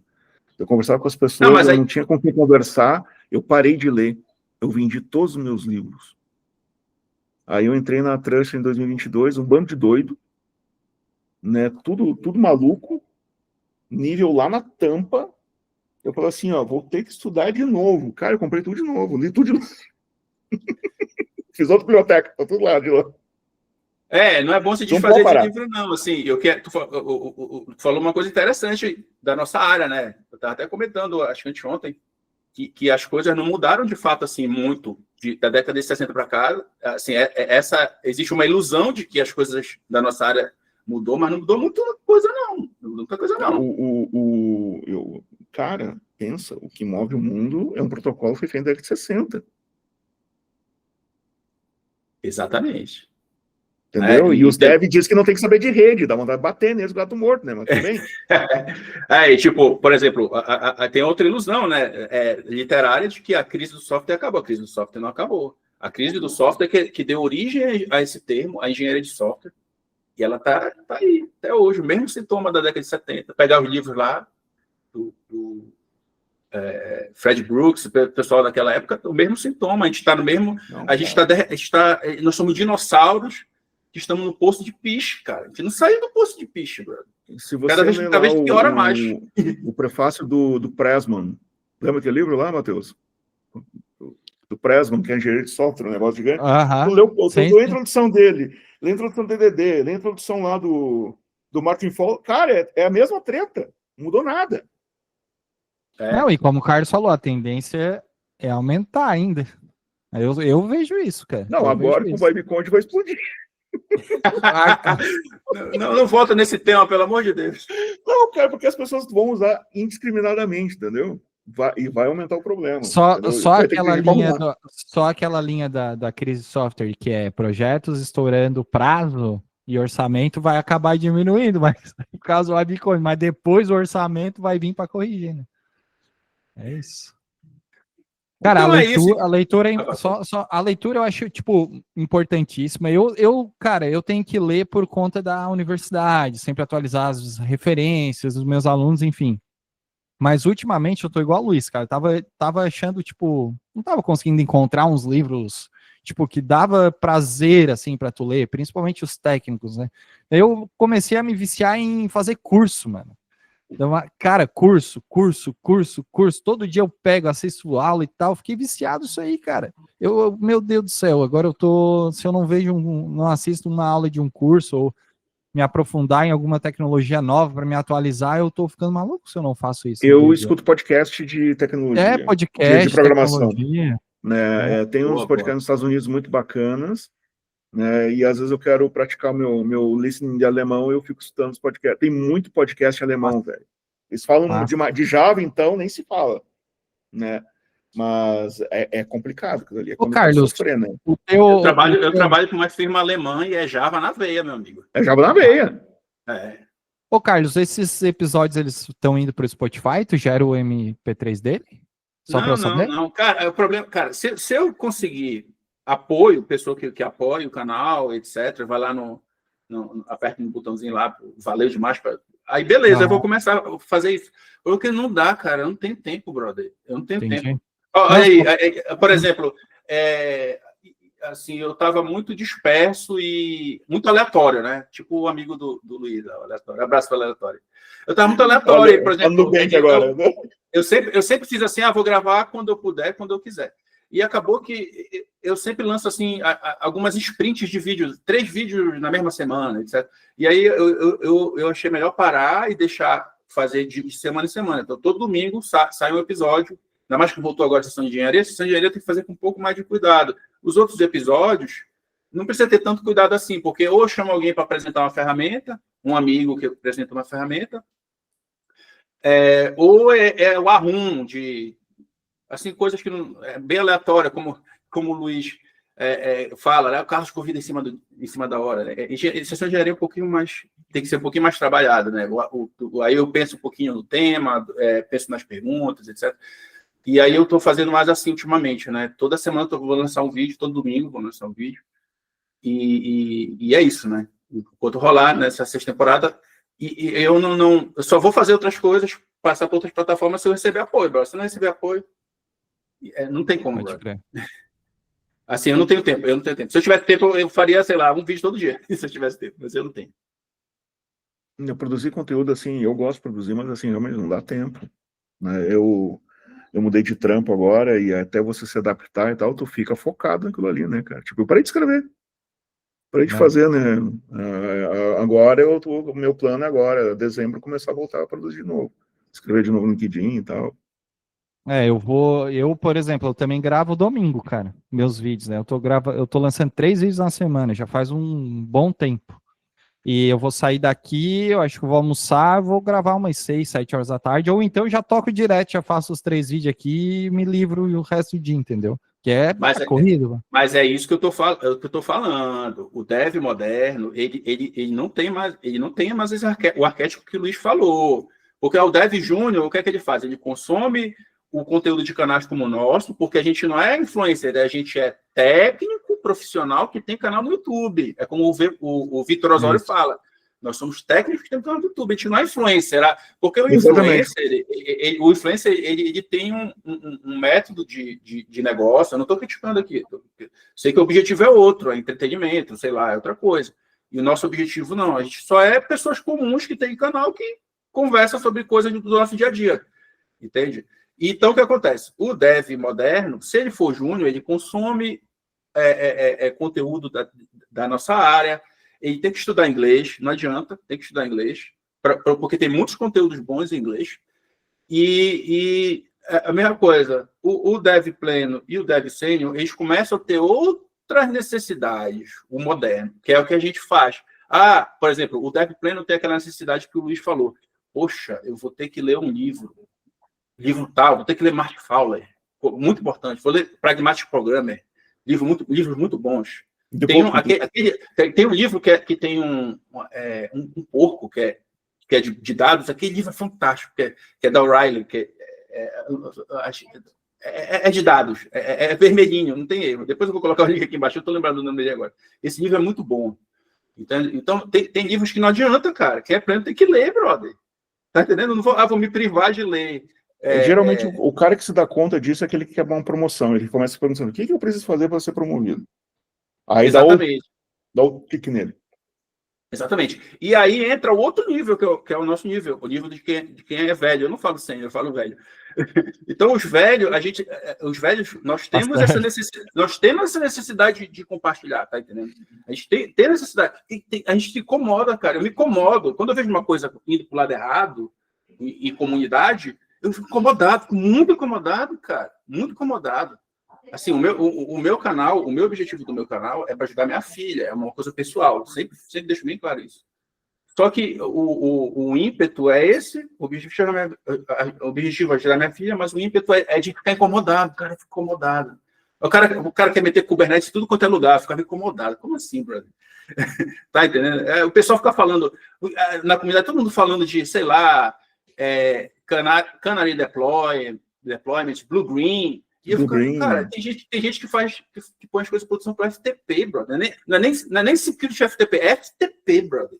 Hoje em dia, aí, o pessoal fica falando de deploy Canary como se fosse uma coisa que acontece em todo lugar, entendeu? Tipo, e muita coisa me incomoda, e acho que incomoda vocês também. Por isso que vocês ficam por isso que a gente fica com esse ímpeto, pô, eu quero fazer um treinamento, eu quero falar algumas coisas. O Matheus fala muito comigo, fala, Carlos, pô, o pessoal me perseguiu porque eu pedi para fazer prova sem internet. Aí isso não faz sentido na minha cabeça. Eu falei, na minha cabeça também não faz sentido, brother. Mas porque a gente é velho. Então, a gente tem que fechar esse gap, né? A gente tem que unir as coisas, porque a gente vai ficar aqui muito tempo ainda, né? Só que quem está entrando na área ainda não tem essa noção de que as coisas tem que se adaptar, tem que mudar, tem que evoluir, e não pode perder o principal, que são os fundamentos, né?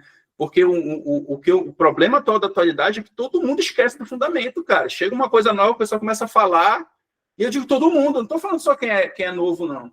Aí começa a falar, olha, base, isso daí, não... Tá entendendo? Não é assim, brother. Não é assim. E outra coisa que eu não gosto também, da nossa área, de quem é velho, que nem a gente, é que tem muita coisa que a gente fala e a gente não explica. A gente reclama, mas não explica. Tem que explicar. Por que tal coisa é ruim? Aquilo ali, o fulano usou TDD. TDD é ruim, mas por quê? E as pessoas têm que perguntar. Porque essa dúvida aparece na cabeça de todo mundo, não só de quem é júnior. Por que o cara está falando isso? Tá entendendo? Então, isso é só um exemplo. Tu falou uma coisa que a gente não falou, viu? Que DDD não é TDD. Não, claro. Vai usar lá na frente. Não, mas não é. Tem um vídeo aqui já sobre TDD. Sim. É outra coisa. Isso é outra coisa.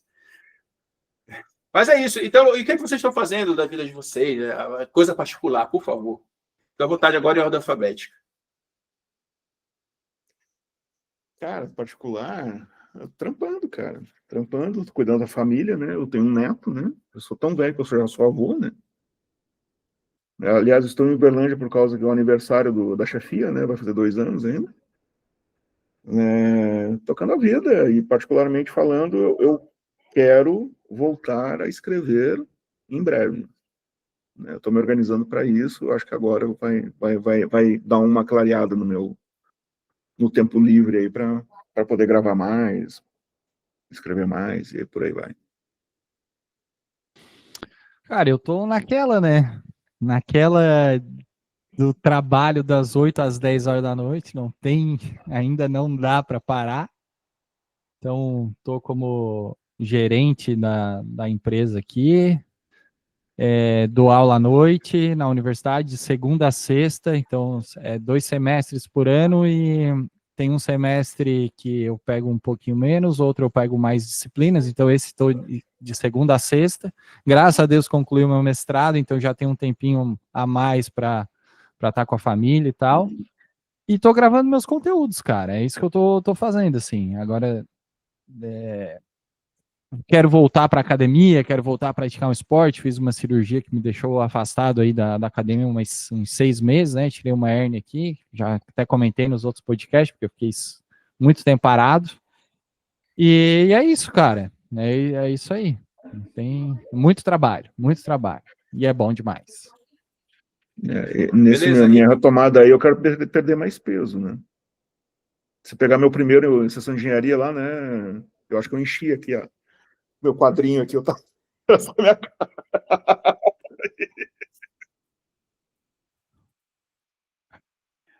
Eu tô assistindo muito MMA, que, assim, depois de tempo eu notei que muitas lutas que eu queria ver do início do século, principalmente do Vanderlei Silva, que eu não conseguia na época, porque eu não tinha dinheiro para pagar a TV a cabo, aí já estão tudo de graça no YouTube, né?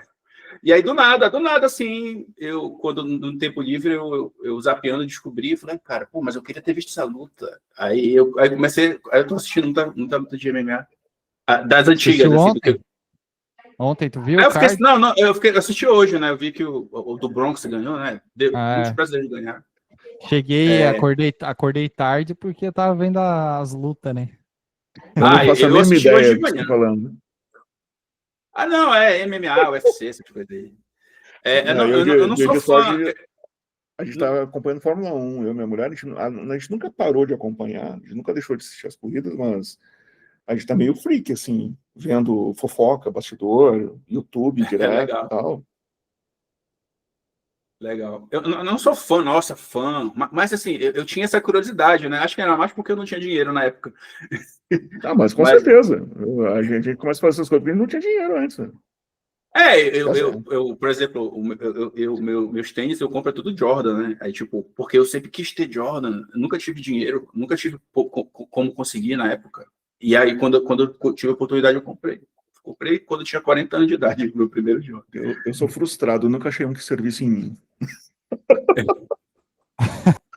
Não, pior que é difícil achar para mim que meu pé é grande. Não, então, quem tem pé grande é difícil comprar sapato, né? Agora tem aqui a lojinha de sapato pela internet aqui, fica mais simples. Tem o tamanho? Tem, aí você pede. Mas nunca tem do meu tamanho. Né? Eu compro o que tem, né? Você tem o pé o quê? Eu calço 43, tenho quase 2 metros. Vocês são o quê? 46. Sério? O meu é 40, é difícil, o meu é 47,5. Caralho! Assim, eu só acho de basquete. Qualquer coisa fora de basquete. 47 BR? BR? Isso, é. É BR o teu? É porque o europeu é maior que o nosso, né? O meu é BR. Não, o europeu eu não vou falar quanto é, que é muito maior. Mas aí a maior parte do nosso público é BR, então. Qual a tua altura? Eu tenho 2 metros, certinho. Ah, tá. Tá explicado, porque eu tenho 1,93, o meu pé é 43. Se eu tenho um pé muito pequeno, eu não consigo me equilibrar, né? Daí eu fico igual. Eu tenho 1,81, né? Só que eu nasci gordo de fábrica, né? Então, de certo, eu já sabia que ia ter esse problema de ser pesado, meu pé sempre foi grande. Eu nasci com 6 quilos, velho. Ô, louco! Coitado minha mãe, velho. Nossa, eu nasci com 4. Eu nasci com 4 e pouco. 6 quilos, né? O pai conta que o dia que ele saiu da maternidade lá, me carregando aqueles bercinhos, aqueles Moisés, né? Chegou um amigo dele assim, olhou e falou assim: nossa, mas é grande. Sim, vamos lá. Vamos às recomendações aí. Recomendação de livro e conteúdo relacionado a isso que a gente conversou em ordem alfabética, por favor. Cara, o livro do Evans, né? DDD, eu acho que é importantíssimo. Né? O outro livro muito bom, né? Que fala técnicas para refatorar por domínios, né? O do Martin Fowler, lá de Refactoring, também. Né? Eu acho que esses dois aí é primordial para quem quer entrar, porque tem muita gente que está às vezes, vamos começar a implementar DDD, né? É possível, mas daí tu vai ter que fazer muito refactoring. Aconselho ler o refactoring do Martin Fowler, que é fantástico. Eu acho que livros do Eric Evans é o tradicional, né? É o tradicional. Os dois que o Luiz falou. Tem um da O'Reilly também, que é o Learning, Domain Driven Design, que é aquele acho que é um babuínozinho, é mais técnico, assim. O vermelho? Não sei se é vermelho agora, não me fala. Deixa eu ver aqui. Eu acho que eu sei qual é bom também. Então. E tem os conteúdos aqui das sessões de engenharia do Carlos, né, pessoal? Então, vamos dar aquela moral, aquele like, que são conteúdos valiosos. Eu recomendo Pode falar. De livro aqui tem o do Vernon, é o vermelho, é muito bom. Implementing Domain Driven Design. Tá? E tem o da O'Reilly, que é do macaquinho, que também é bom. Isso aí. É o Learning Domain Driven Design. Que é Isso, é do Vlad. Tem o do Vlad também, né? O do Vlad. Isso. Boa. Esse eu tenho digital dele. Eu li uma vez só. Eu gosto mais de livro físico. Livro físico eu pego, carrego, vou pra praia, tô sempre lendo. Boa. Eu recomendo os mesmos. Não tenho que acrescentar, não. Eu ia recomendar o do Ivans, etc. Enfim. Recomendo também que entre no canal aí do Leandro. O Luiz também tem um canal. Ele mostra O canal é Entra, é bom, eu gosto. É bom, eu gosto do canal dele, acho legal. Tem que voltar a gravar. Tem que voltar. Eu acho que isso aqui é uma terapia, né? Enfim. E o que vocês acham que faltou de falar, né? O que vocês acrescentariam no que a gente falou? Eu acho que a gente falou tudo e mais um pouco, minha opinião, do que podia conversar. Só lembrando que isso aqui não é uma aula, né? Isso aqui é mais, como eu falei no começo, é mais para a gente conversar mais as perspectivas de quem está no mercado, profissionais do mercado como nós três. Né? E o que vocês acham que faltou de falar? Vamos lá. Que aí eu pego essa parte, aí eu vou pensando para no futuro eu vou fazer um vídeo sobre isso. Olha só, eu fiz uma postagem lá no meu Instagram e nas redes sociais, que eu tenho um software que posta em todos, né? Menos no novo agora. Como é que é o nome da nova redezinha ali? Mastodon? É, o Mastodon.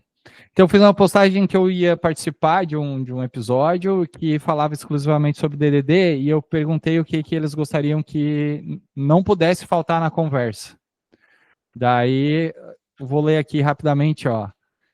Falar que DDD não é sobre código e que vai muito mais além. Quando usar DDD, por que usar DDD, por que não usar DDD, ganhos e perdas do DDD, referências sobre DDD, como aprender e implementar DDD, casos de projeto grandes que se beneficiaram por usar o DDD. Então, tem um monte de perguntas aqui, um monte de galera colocando, aí depois eu te passo, mas eu acho que a gente abordou, tipo, tudo. A gente abordou tudo. Acredito que a gente abordou tudo. E tu, Luiz? Eu quero assistir, principalmente, lá o Caso dos Horrores. Vai ter volume 1, 2, 3, 4, 5, 6, certeza. Casa dos Horrores. Ora. Não só DDD, sessões de engenharia, entre parênteses, Casa dos Horrores. Dos Horrores. Ai, meu Deus. Eu fiz alguns episódios assim, mais ou menos. Eu fiz do DevOps. Bad practices. Práticas não legais, como diz outros. De DevOps. Acho que eu vou fazer Casa dos Horrores. Vou acatar esse pedido. Acho legal.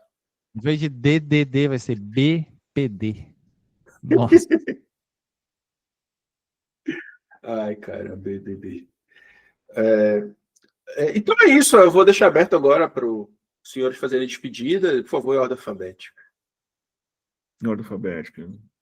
Agradecer a oportunidade de novo, que sempre é bom, né? Quando dá certo a agenda para gravar, eu gosto, como você falou, né? Meio terapia, né? Tu pega, tu descontrai, dá risada, né? É sempre muito bom, né? Então, né, obrigado de novo. Quem quiser, né, me seguir no Instagram. O Instagram é mais zoeira, né, particular, mas eu posto muita coisa profissional no LinkedIn, tá? No LinkedIn ou no Twitter, no X e no Blue Sky, né? Tudo Luiz Machado Reis com S, né? Estamos à disposição. Qualquer coisa é só chamar.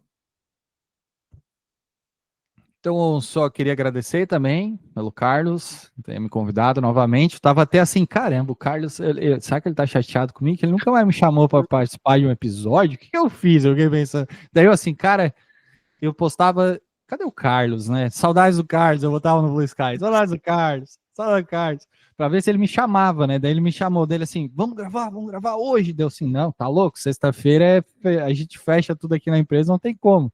Dele, tá. Domingo. Domingo às 8, Carlos. E as minhas lutas que eu vou assistir. Ontem teve ainda o Ramon Dino sendo campeão, ficou até 2 horas da manhã lá no Mr. Olímpia, eu também gosto de assistir. Mas só agradecer, tá? Eu também estou presente aí nas redes sociais, é Matheus LF em quase todas, ou se não, procura aí por Matheus Leandro Ferreira.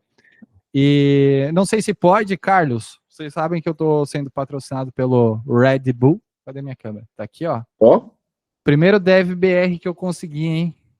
Patrocínio Red Bull. E essa aqui é a nova coleção, então é 0 açúcar. Pode tomar à vontade, né? Com moderações para não tomar vários ao mesmo tempo. Mas fica aqui. Beleza? Agradeço de coração, mais uma vez. Boa. Muito obrigado pela presença dos senhores. E é sempre um prazer receber os senhores aqui. E foi muito bom esse episódio. A gente deu para ter uma prosa legal. E é isso. Muito obrigado. Deem tchau. Emita os sons para poder aparecer. Tem que fazer barulho. Tchau. Valeu. o like aí.